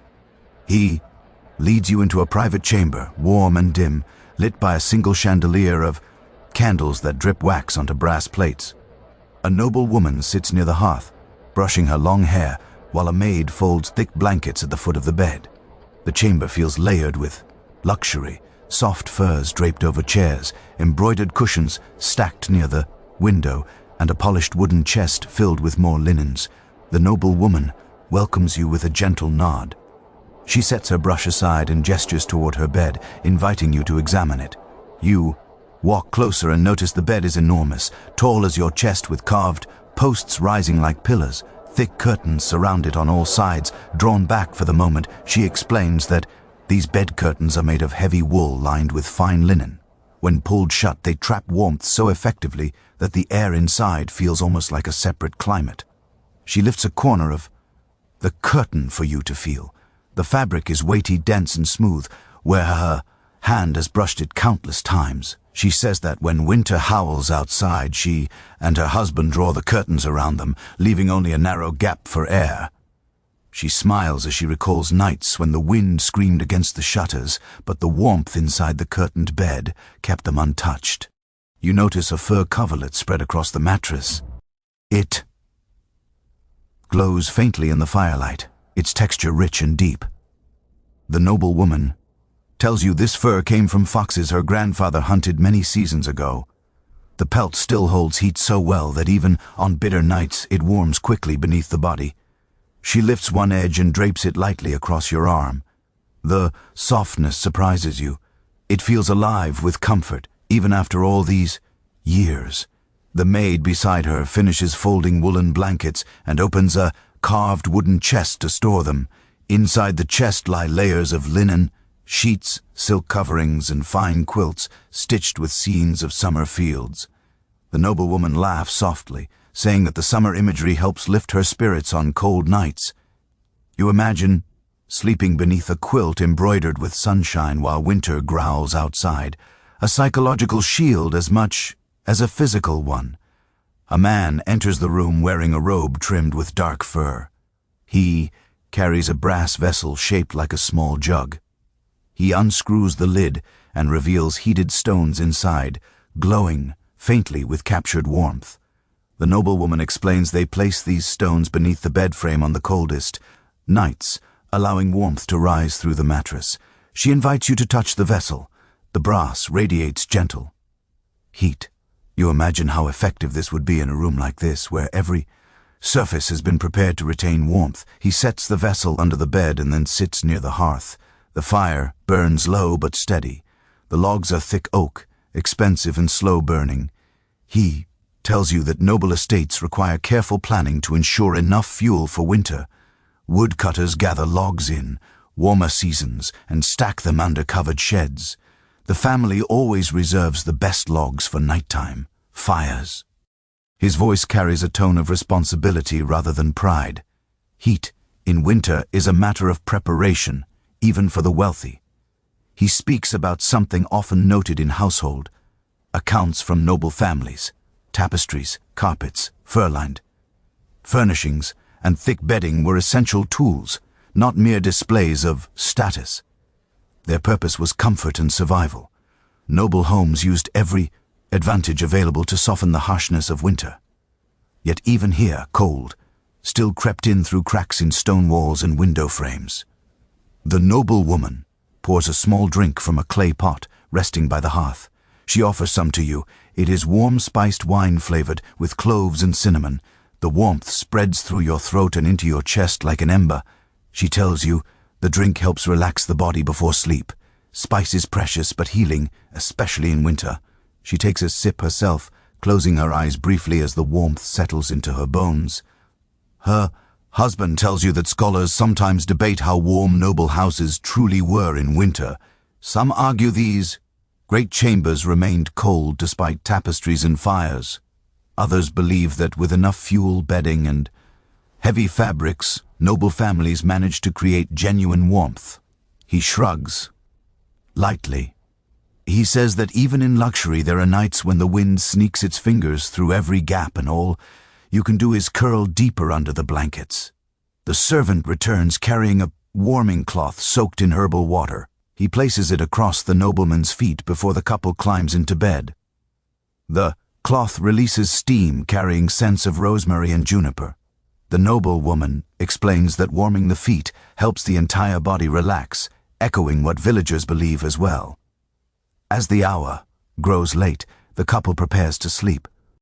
The maid pulls the bed curtains halfway closed, and you watch the interior darken into a soft shadow. The noble woman climbs onto the tall mattress with practiced grace. Her husband follows, settling beside her. They pull the fur collar to their shoulders. The curtains fall the rest of the way, enclosing them in a cocoon of warmth and privacy. You step back, feeling the last ripples of heat drift from the fireplace toward your cheeks. The steward escorts you to the door and gives you a respectful nod. As you step outside, the cold sweeps around you like a wave. But you carry with you the memory of tapestries glowing in firelight, warm stones under a bed, and thick curtains falling into place like a sanctuary against the night. You continue your journey, ready to see how children weather the same cold that challenges adults at every turn. You walk away from the manor, letting the glow of its windows fade behind you until the world becomes quiet again, wrapped in the silver stillness of winter. The snow crunches beneath your boots in a slow rhythm as you follow a narrower path that winds past a frozen well and a line of bare trees. Their branches look like ink strokes against the moonlit sky. As you walk, you think about all the adults you have watched tonight, each fighting the cold with their own tools, rituals, and resilience. But you have not yet seen winter through the eyes of someone younger. Children live this same cold, but in their own ways, and in their world, the winter night feels larger, heavier, and sometimes more magical than it does to grown hearts. You spot a faint lantern swinging outside a small cottage at the far edge of the village. Its light wavers in the wind, soft and golden. You step closer and knock gently. A moment later, the door opens, letting out a puff of warm air mixed with the smell of wool milk porridge and something sweet like dried apples. A mother stands there holding a bundle of cloth in her arms. She smiles tiredly and invites you inside. When you enter, you see 3 children preparing for bed, each in their own small way. One girl kneels near the hearth, rubbing her hands together and warming her fingers above the last flickers of fire. A younger boy sits on a stool, tugging wool socks onto his small feet with fierce determination, and the smallest child, a toddler with messy curls, waddles around, clutching a blanket that trails behind like a tail. Their father sits at the table sharpening a small knife, not for work at this late hour, but for the comforting habit of keeping his hands busy. He looks up and nods kindly, gesturing for you to sit near the hearth. You lower yourself to the floor beside the children. The hard-packed earth beneath the rushes feels cold even through your layers. The girl at the hearth glances over her shoulder and tells you she is checking their little fire guardian. You follow her gaze to a small clay figure sitting near the hearthstones. Its round shape resembles a squatting animal, though the details have softened with years of handling. She says her grandmother told her the figurine protects the fire while the family sleeps. Whether the story is meant to comfort or distract from the cold, it clearly means something to her. The father chuckles and says the clay figure is simply a memento from his own childhood, but he never corrects the story. In winter, comfort matters more than accuracy. The mother lowers herself onto a stool and unwraps the bundle in her arms. Inside is a small wool night cap, neatly sewn and lined with linen. She places it gently onto the toddler's head, then ties it under his chin. The toddler beams proudly and toddles toward the bed, tugging his blanket behind him. The older children begin arranging their sleeping space. Their bed is not one large shape, but a cluster of smaller ones pushed close together so they can share warmth throughout the night. You notice how the children naturally move toward one another. Their bodies gravitate toward warmth like magnets seeking contact. It is instinctive, ingrained since their earliest winters. The mother lifts a heavy wool blanket from a peg on the wall. Its surface is worn thin in places and patched in others, but it still holds warmth beautifully. She drapes it carefully across the children's bed. Underneath the blanket, layer upon layer of straw creates a soft, springy base that crinkles faintly as the children settle onto it. The eldest child pulls a small, flat stone from beneath her pillow. The stone glows faintly with residual warmth. She explains shrilly that her father heated it by the fire earlier, then wrapped it in cloth so she could hold it while falling asleep. She presses it into her brother's hands and tells him he can sleep with it tonight. He grins proudly, hugging the warm stone to his chest. The father watches this exchange with a soft smile. He tells you that warm stones have always been a quiet bedtime gift among siblings in their family. The warmest stone goes to whoever completed the most chores that day, though sometimes generosity wins, and a child gives it to someone who cried or struggled or simply needed extra comfort. You ask the children how they manage winter nights. The older daughter answers first. She says they stay warm by pretending they are foxes curled in their den. She slips under the blanket and demonstrates how tightly she tucks her legs to her chest, creating a small pocket of heat. Her brother follows, but instead of curling like a fox, he stretches out dramatically and declares he is a hibernating bear. His sister rolls her eyes and pulls the blanket tighter around him. Anyway, the toddler struggles to climb onto the bed, so his mother lifts him and places him between his siblings. He giggles as he wiggles into the warm center. Children sleep closest to the warmest bodies, she explains. Their smaller frames lose heat faster, and they wake often, if not well, insulated by family or clothing. Her voice carries the calm certainty of someone who has spent many winters learning these truths firsthand. The father rises and shows you a small stack of cloth squares tied with twine. He unties one and reveals a layer of herbs, mostly mint and lavender, sewn into the cloth. These sachets were prepared during autumn. He places one near the children's heads, explaining that the scent comforts them and helps them relax. He says they used to give the children dolls made from scraps of cloth during the summer, but in winter, scent becomes a more reliable companion than toys. The mother adds that when the night grows dangerously cold, they burn a tiny pinch of dried chamomile and let the smoke swirl above the bed for a moment before opening a window shutter, briefly to clear the air. It creates a warm, soothing moment before sleep settles in. She says, "Too much smoke is harmful, but just a whisper of it calms anxious hearts." The father folds another blanket and drapes it across the children, tucking the edges beneath their sides. He leaves one corner loose, so they can escape if they wake overheated. You watch his hands steady and gentle. He pauses to adjust the toddler's cap, ensuring it covers his ears properly. The daughter asks her father for a bedtime story. He kneels beside the bed and begins speaking in a low, steady voice. He tells them a simple tale about a family of mice who survived a winter storm by huddling together beneath a fallen leaf. The children listen intently, their faces relaxed, their breaths slowing with each gentle word. The mother lights a small lantern and places it near the hearth to give the room a soft glow through the night.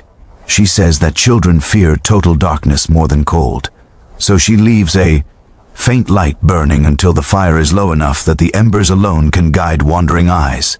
The father finishes the story and tucks the blanket one last time. The children now lie, still drifting into sleep. Their breaths rise in soft, uneven patterns. The toddler's hand clutches his sister's sleeve. The older brother mutters a sleepy farewell to the warm stone he still holds. The parents sit quietly for a moment, watching their children with the stillness that winter encourages. Their faces soften with tenderness and fatigue. You feel the warmth between them, a warmth not created by fire or stone or wool, but by presence. When you finally step outside again, the cold is sharp as broken glass, but something in you feels brighter. You carry the memory of a family clustered together, blankets rising and falling with tiny breaths, dreams bundling quietly beneath wool and straw. You walk onward, ready to explore how ancient medical beliefs shaped winter nights in ways as mysterious as the snow-filled sky above you. You continue down the narrow path, the snow now packed so tightly beneath your boots that it crunches like brittle paper. The cold settles deeper into the night, as though the darkness itself grows heavier with frost. You pull your coat closer and turn toward a small cottage with a faint herbal scent drifting from its chimney. The fragrance is sharp and soothing at once, carrying hints of sage, mint, and something slightly bitter you cannot identify. As you draw closer, you realize you have reached the home of someone who tends to the ville's ailments in winter. A healer, a person whose understanding of warmth comes not from fire or bedding, but from the mysteries of the human body. When you knock softly, an elderly woman opens the door. Her eyes are bright despite her age, and she wears a layered shawl that looks older than the cottage itself. She waves you inside with a calm gesture. The air inside is cool, but not unwelcoming. Bundles of dried herbs hang from the rafters. Clay jars line wooden shelves. A low table stands near the hearth, cluttered with pestles, dried roots, and folded cloths. She studies you for a moment, then smiles knowingly, as though she already understands why you have come. She motions toward a small stool near the fire. You sit, feeling the cold ease from your fingers as the warmth reaches you in slow waves. The healer begins speaking in a gentle voice. She tells you that winter affects the body in ways most people do not see. Sleep becomes harder, breathing grows sharp, blood thickens with cold. She pulls a small clay pot from a shelf and sets it before you.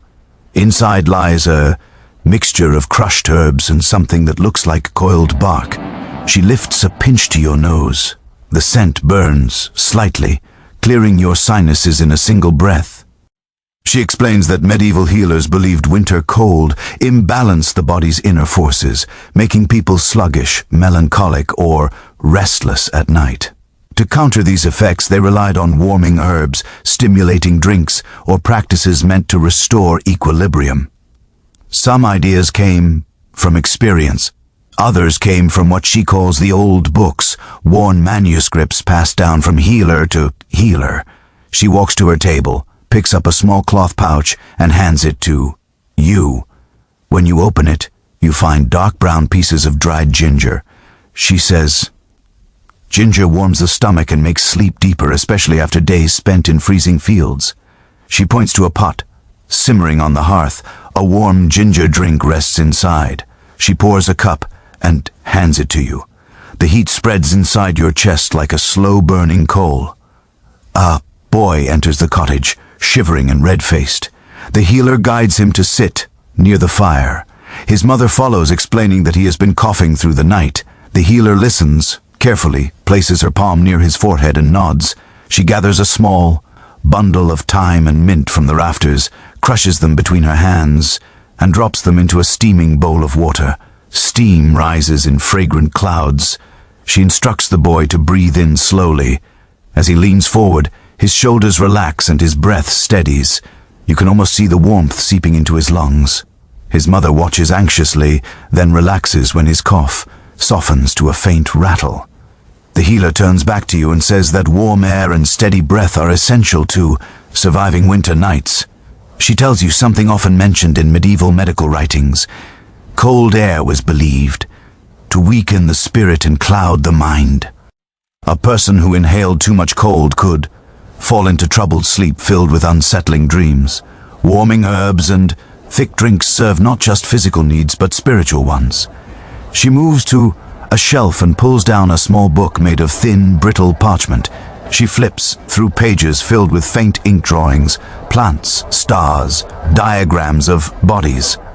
She tells you that healers across different regions had their own theories about warmth and balance. Some believed warmth came from the heart. Others believed it rose from the stomach. She taps one page and explains a thought that scholars often discuss. Different households interpreted these theories in many ways. Some used herbs to warm their breath. Others applied heated cloths to the stomach. Others changed their diet when frost grew sharp. She closes the book and brings out a clay bowl containing a strange mixture of crushed berries and honey. She dips her finger into it and places a tiny dab on your tongue. The taste is both sweet and medicinal. She says this blend is for calming the mind during winter insomnia. A soft mind helps the body withstand the cold. She tells you some families add warm milk to this mixture to create a thick, soothing drink before bed.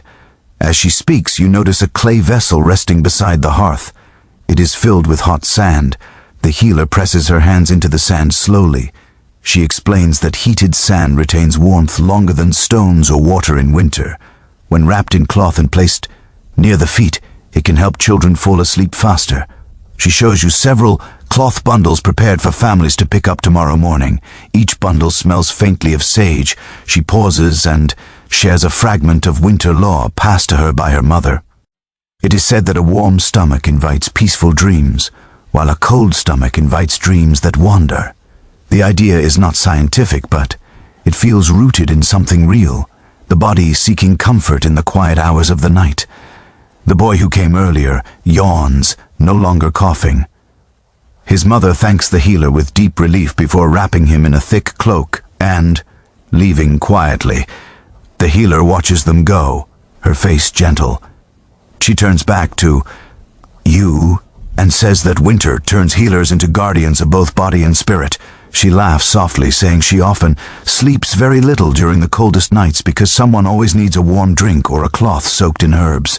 She sits beside you and adds a detail healers often debate among themselves even today.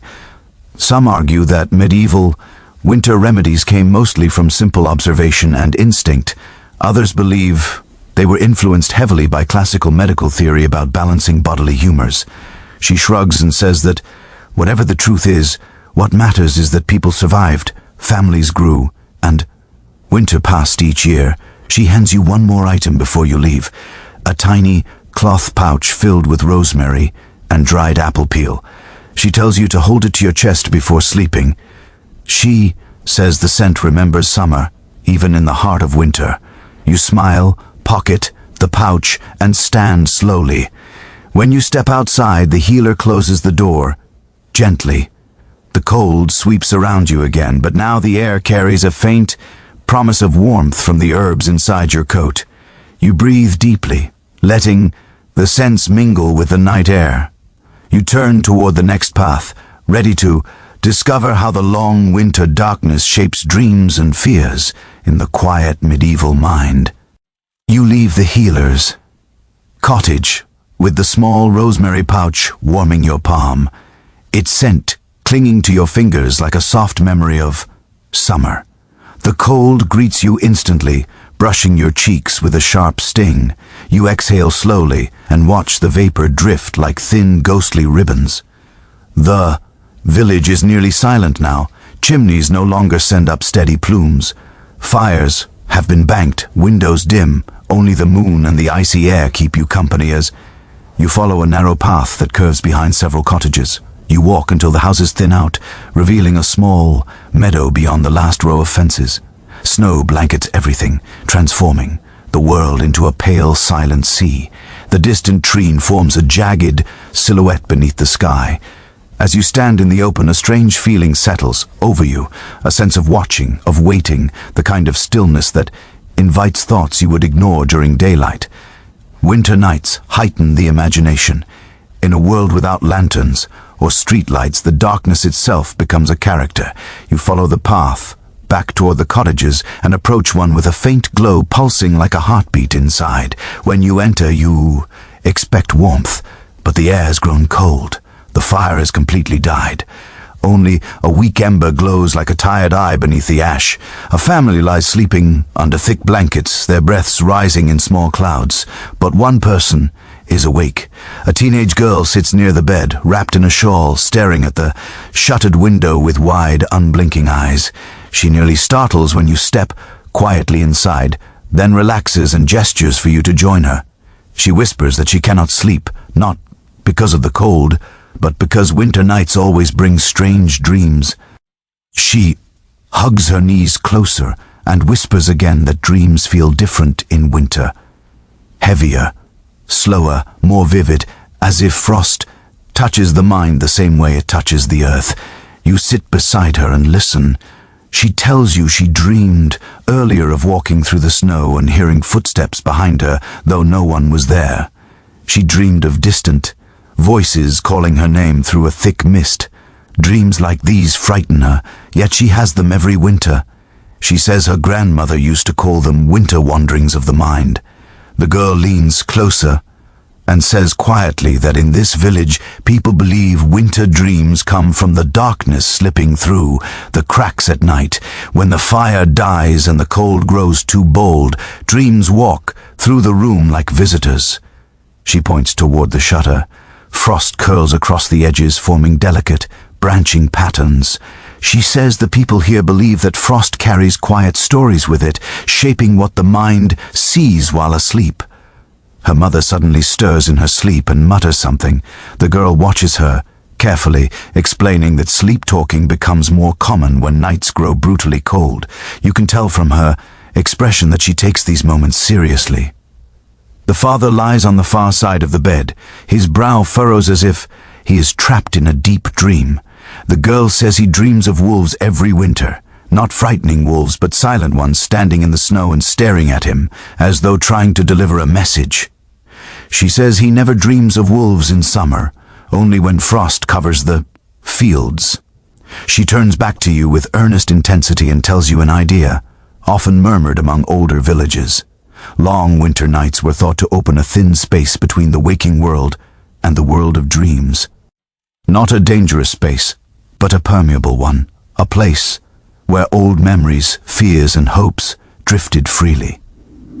Modern minds might call it imagination, but medieval minds called it winter vision.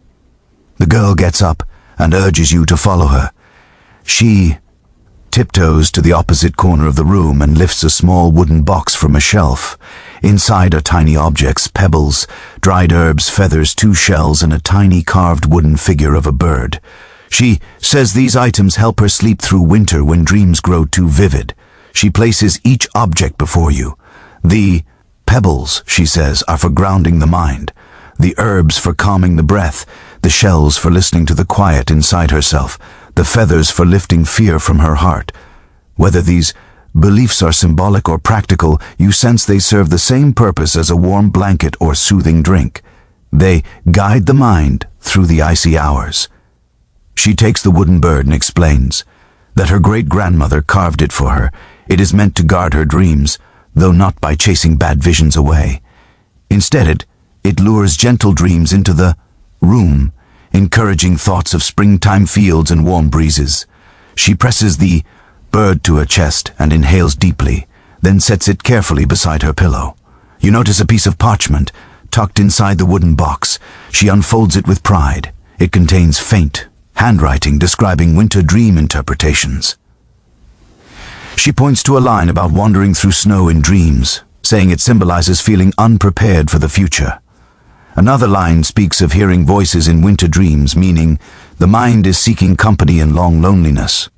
You recognize these interpretations as combinations of tradition, imagination, and genuine emotional insight. As she reads, she mentions a topic that fascinates those who study medieval folklore. Many rural communities believe dreams became sharper in winter, not because of spirits, but because people slept longer in the darkness, giving their minds more time to wander. She says her grandmother believed dreams were simply what the mind did when it grew tired of cold and silence. You find the idea strangely poetic. A faint noise outside interrupts her thoughts. A branch snaps beneath the weight of gathering frost. She freezes, staring at the shutter as if expecting another sound. Then she laughs softly at herself, embarrassed. The winter has made her jumpy. She returns to the bed, lifts a thick wool blanket, and invites you to feel how cold it has become since the fire died. You slip your hand beneath it. The air inside feels heavy and chilly. She whispers that it is during this cold moment just before dawn that dreams turn darkest. She says her grandmother called this the hour when winter tests the spirit. She curls beneath the blanket and whispers a few calming words her grandmother taught her. They are simple phrases meant to settle the mind, not spells or charms. She says the words help keep her dreams steady. She pats the space beside her pillow where the wooden bird rests. You sit beside the bed for a few minutes while the room fills with the soft creaking of timbers adjusting to the cold. The girl's eyes droop. She yawns. Her breaths gradually lengthen, becoming slow and even. Winter-herbed air fills your lungs. You sense her mind drifting into dreams once more, hopefully gentler this time. Before you leave, you glance one last time at the frost patterns on the shutter. They shimmer faintly in the moonlight, branch-like, vein-like. They look almost alive. You understand why medieval people imagined frost carrying stories. You step outside and the cold clamps onto you immediately. The sky glows faintly with pre-dawn light. You close your eyes for a moment, breathing in the silence and preparing to listen next to the winter's hidden sounds that cradle the village until morning. You remain still for a moment in the faint pred glow, letting the cold trace a line down your spine. The village around you seems half asleep, half listening. Winter has a soundscape of its own, thin, brittle echoing. You take a slow breath and walk along the narrow lane again, this time guided not by light or warmth, but by the strange noises that drift through frozen air when the world is quiet enough to hear them. As you approach the next cottage, you pause. The night is no longer silent. You hear it now, a creak, a groan, a crackle, like something slowly tearing. You step closer to a wooden fence, and the sound sharpens. It is the fence itself complaining as frost tightens the wood, shrinking it, reshaping it, forcing it to speak in long, tired moans. You touch the surface. It feels rigid, as if every drop of moisture in the plank has turned to glass. You continue walking, listening more carefully. Winter reveals details you usually miss. Your boots crunch with a rhythm that almost echoes. The snow is so cold it seems crystalline, shattering underfoot rather than compressing. Each step seems louder, in the thin air, almost metallic. You tilt your head and wait. Another sound, a soft tapping from a nearby roof, icicles breaking free and falling one by one, striking the ground with tiny, crystalline clinks. A door opens quietly in the cottage ahead. An old man steps out, wrapped in a cloak, holding a small stick to test the snow. He notices you and waves you closer. His breath puffs out like a plume of smoke. He says he likes to listen to the village before dawn. Sounds tell him things that sight cannot. You follow him as he gestures toward the side of his house. He points to the wooden beams supporting the roof. They creak steadily, expanding and contracting with the cold. He places your hand against the wood. You can feel faint vibrations as though the house is alive, adjusting itself carefully to survive the night. He explains that villagers recognize the difference between normal winter creaks and the dangerous kind. The dangerous ones sound almost like a cough, sharp and sudden, signaling that ice has slipped between two boards or a beam has cracked. His father taught him to wake instantly if he hears that sound on a fierce night. He laughs softly and says, "Children claim the beams speak with personalities. One child insists the left beam complains more loudly than the right. Another says the roof groans only when it is lonely. These stories bring warmth to long nights." He leads you behind the cottage where the path narrows. You hear another sound now, a rhythmic scraping noise. It takes you a moment to recognize it. A few huddled goats inside a shed shift in their sleep, dragging their hooves through straw. The straw rustles, creating a steady whisper. The goat's warm breath fogs the slats in the wall. The old man explains that villagers often listen for this sound to know their animals are safe. If the goats fall silent for too long, someone wakes to check on them. gust of wind sweeps through suddenly.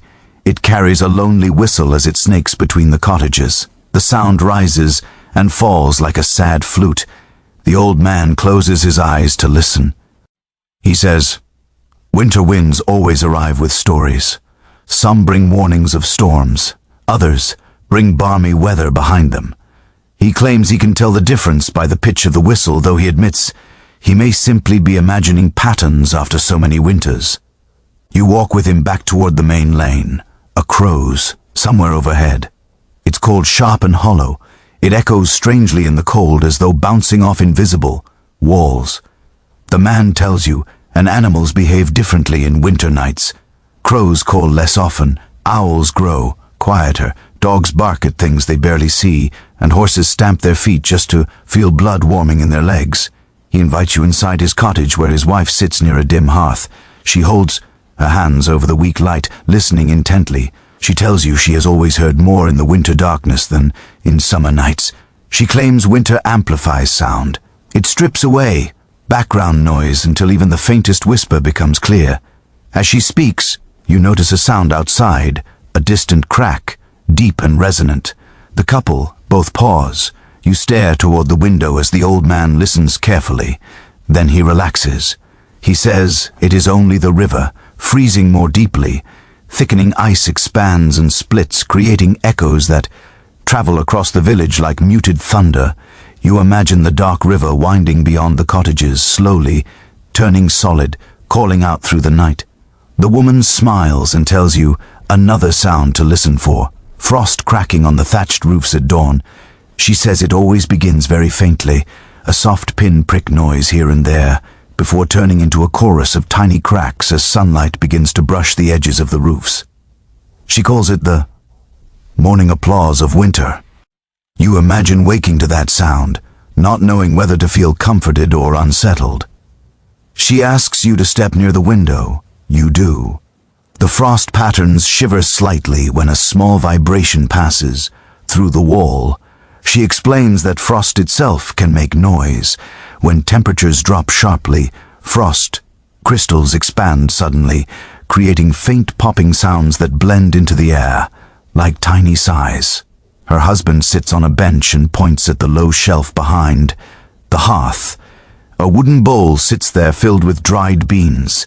He says that on certain winter nights the beans pop slightly, not from heat, but from the dry air pulling at their shells. He jokes that this sound once startled a visiting cousin who thought spirits had entered the cottage. You laugh softly with them. Then something else reaches your ears, a faint scratching sound coming from above.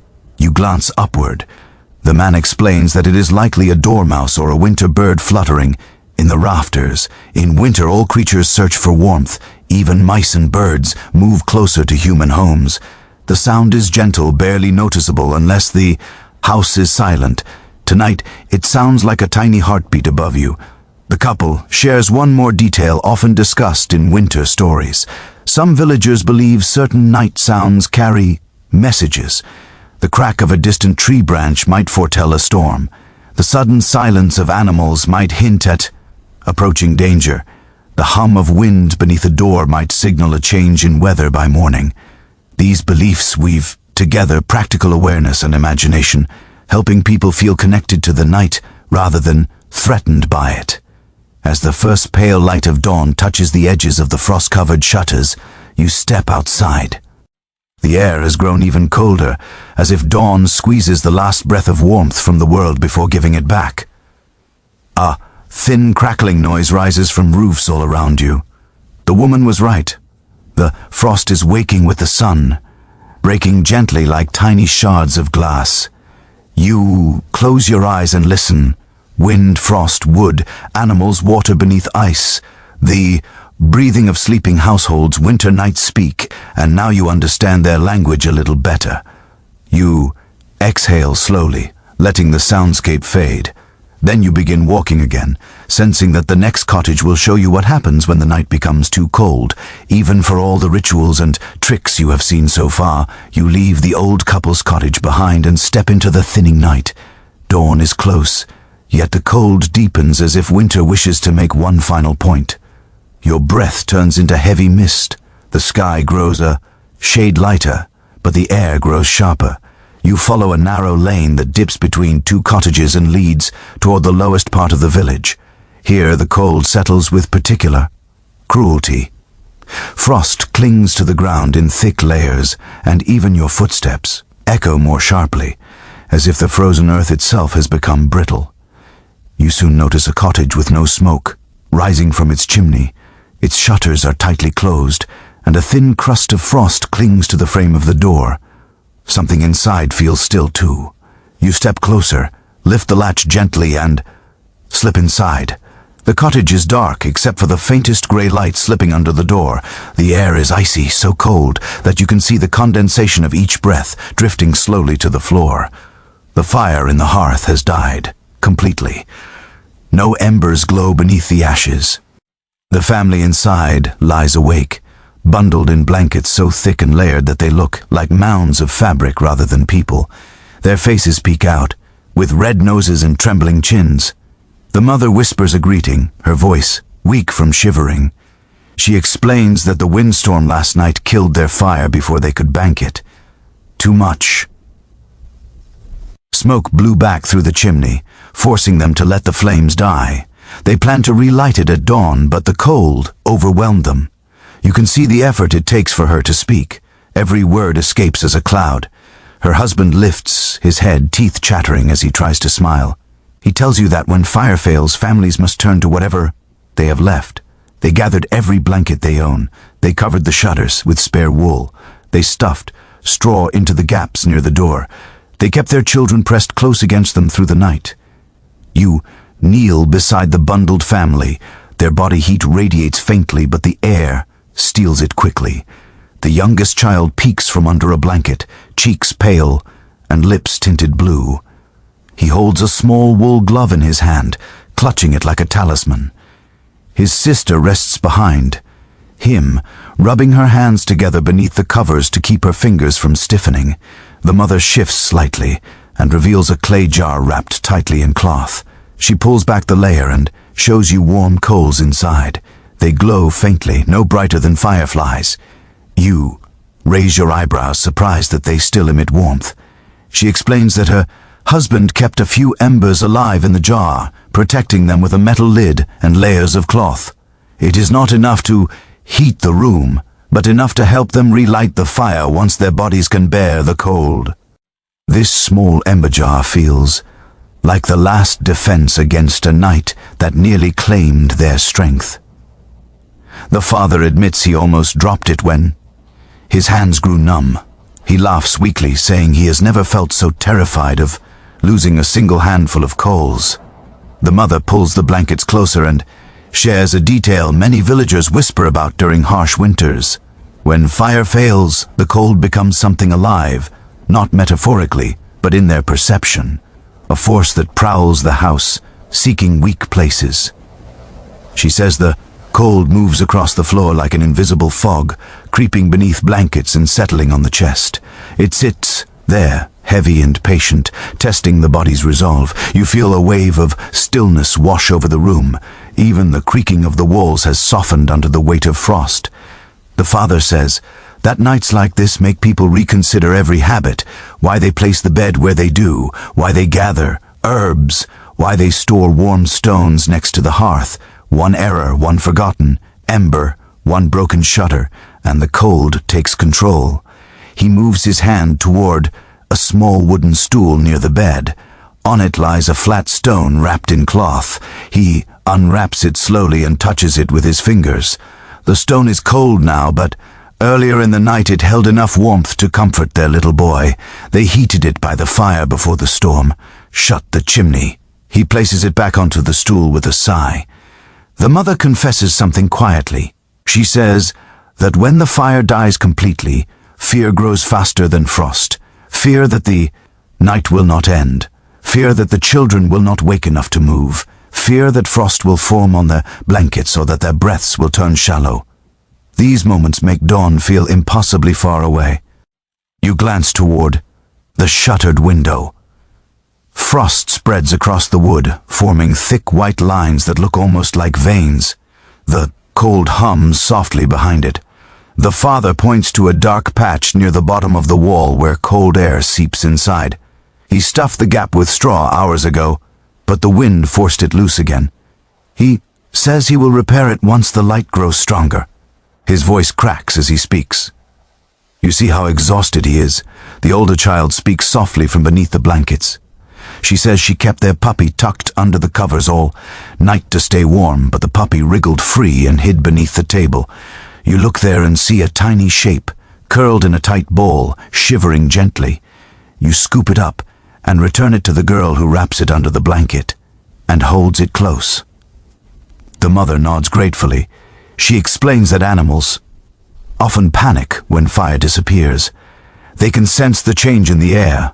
The puppy must have felt the temperature drop too quickly to remain still. She reaches for a small wooden box beside her bed. Inside are dried herbs. She crushes a few between her fingers and brings them to her nose, breathing deeply. She says the herbs do not warm the body, but they calm the mind, helping her focus enough to keep the children reassured. Focus becomes important when numbness spreads too quickly through limbs. The father suddenly remarks on something that scholars who analyze village life sometimes debate. Did most families have backup embers for nights like this? Some believe people always kept a jar of coals ready. Others say only certain households maintain such habits, leaving many vulnerable during storms. He shrugs weakly, saying all he knows is that his father taught him to save coals after losing too many fires in early winters. You help him move the ember jar closer to the hearth. The family watches with hopeful eyes. The mother hands you a bundle of dried twigs. The father gestures weakly for you to try relighting the fire. You lean toward the hearth, open the ember jar carefully, and place a single glowing coal into the center of a small nest of kindling. You blow gently. The ember brightens, a spark, then another. The twigs begin to glow at their tips. A small flame rises, trembling like a newborn creature uncertain of its strength. The children gasp quietly. The flame strengthens. You add another twig, then another. Soon, a tiny fire flickers in the hearth, pushing back the cold one breath at a time. Warm light spills across the family's faces. Their shoulders loosen, their eyes widen with relief. The puppy wriggles beneath the blanket. You add a thicker stick, and the flame grows brighter, stronger. The father bows his head and exhales as if releasing a weight he has carried for hours. The mother whispers a quiet thank you. The older child rests her head against her brother's shoulder. The fire crackles, and warmth gathers slowly in the room like fog dissolving. You stay until you feel the temperature lift, until the frost on the shutters begins to melt into tiny droplets. Then you stand, nod to the family, and step outside into the dawn. The cold has softened. Warmth follows you now, not from a fire, but from the memory of a flame reborn in the darkest hour. You walk on toward the rising sun, ready to witness what morning looks like in a world that has survived the coldest part of the night. You step away from the cottage where the fire has just been reborn, and the first pale hints of dawn stretch across the horizon like thin strokes of faded gold. The sky no longer feels like a solid sheet of iron. Instead, it softens at the edges, brushing light against the frozen fields. The air is still cold enough to sting, but something inside it has changed. You inhale and taste a gentler breeze. The night has passed, and surviving the night in medieval winter always carried a quiet sense of triumph, even if no one spoke of it aloud. You walk slowly through the village as morning begins to stir. Frost cracks softly beneath your boots, but the harsh bite of darkness has faded. Smoke rises from a few chimneys as fires are coaxed back to life. You hear muffled voices inside cottages, the rustle of blankets being folded, the clatter of spoons against wooden bowls. Winter routines resume, steady and familiar. You stop beside a cottage where a woman steps outside, rubbing her arms briskly. Her breath fogs the air as she yawns. She tells you that every dawn, after a brutal night, feels like opening a book you feared might never be read again. She laughs softly and disappears, back inside to wake her children. You continue walking until you reach a narrow footpath leading to a small pasture.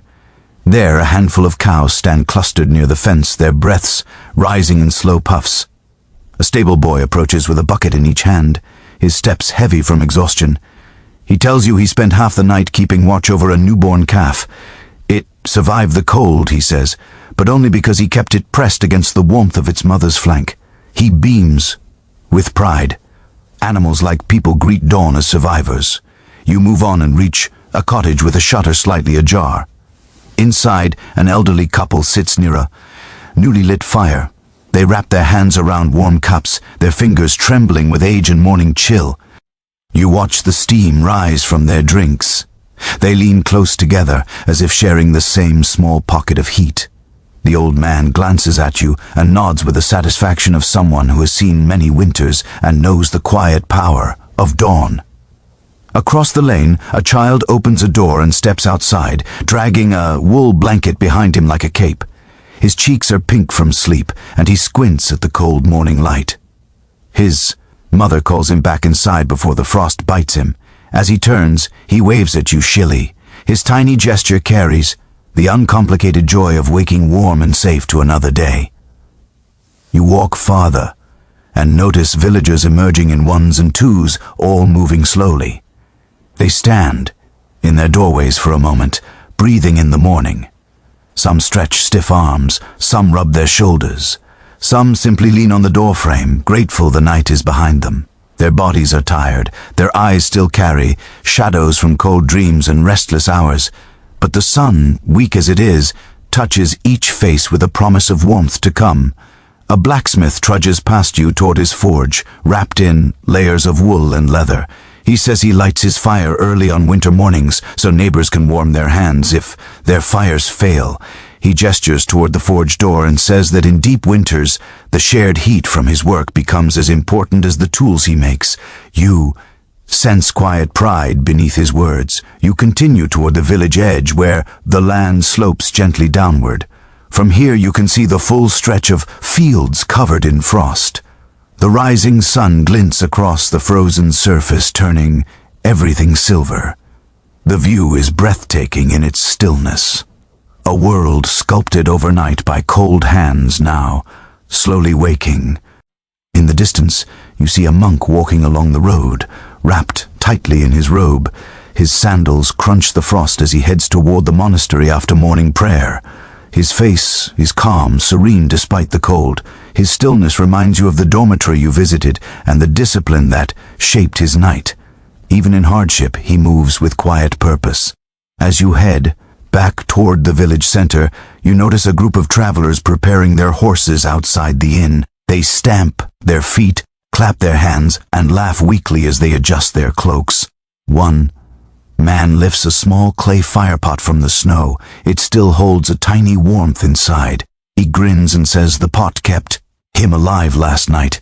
The others nod knowingly. Then they mount their horses, ready to continue their journey. In the middle of the lane, a farmer clears snow from his doorstep. He pauses long enough to greet you. He says the hardest part of winter mornings is convincing his body to move again after lying stiff beneath the blankets. He chuckles as he flexes his fingers. Movement hurts at first, he says, but it stirs life back into the limbs. His smile is worn but content. You notice the frost beginning to melt on the shutters. Thin droplets run in tiny trails, glistening in the light. The sound of water slowly dripping adds a gentle rhythm to the morning. It is like a sigh of release from the world itself. You pass by a cottage where the fire inside crackles loudly. A woman lifts a pan of porridge and stirs it with determination. Her children sit cross-legged on the floor, rubbing their arms to chase off the last shivers. The smell of warm oats drifts through the open doorway. You hear the mother humming to herself. The tune is soft, steady, and comforting. As you walk on, you feel the subtle shift in your own body. The cold still nips at your skin, but the fear of the night's deepest chill is gone. The world feels safer now that the sun has begun its slow climb. You move toward the last rise overlooking the village. From here, you see smoke rising from every chimney, little banners of victory against the night. You stand at the crest of the slope and watch the village breathe. Frost glitters on every roof, light spills from every window, and for a moment you imagine how many thousands of winter mornings looked exactly like this across medieval England. Dawn arriving like a soft blessing, fire returning to hearths, families waking with relief. You close your eyes and let the cold breeze brush past you one last time. Then you take a long breath, ready to leave the night behind. You stand at the edge of the village as the morning light spreads slowly across the frozen fields. The cold remains, but it feels softer now, its sharpness dulled by the calm certainty of dawn. You breathe deeply, letting the air move in and out, steady and smooth. As your breath flows, you feel the tension you gathered during the long winter night begin to melt away. Little by little, the quiet of morning settles into your chest like warm ash in a hearth. You picture the village behind you. Every cottage now carries a small flame again, flickering gently in its hearth.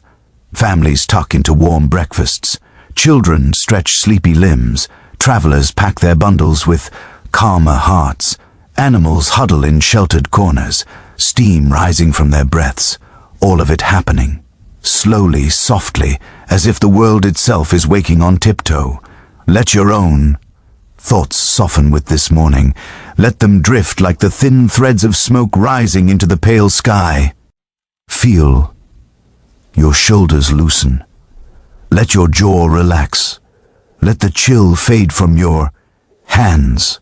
Imagine pulling a comforting blanket toward your chin as the last embers of the long night settle into a gentle glow.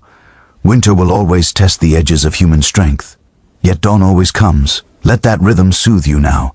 Cold, then warmth, darkness, then light, struggle, then rest. You survived the deepest part of the night, and now all that remains is calm. Let your breath slow, let your thoughts quiet, let your body settle as though sinking into a warm bed after a cold journey. Sleep softly now, the night is over. Morning has you in its gentle hands.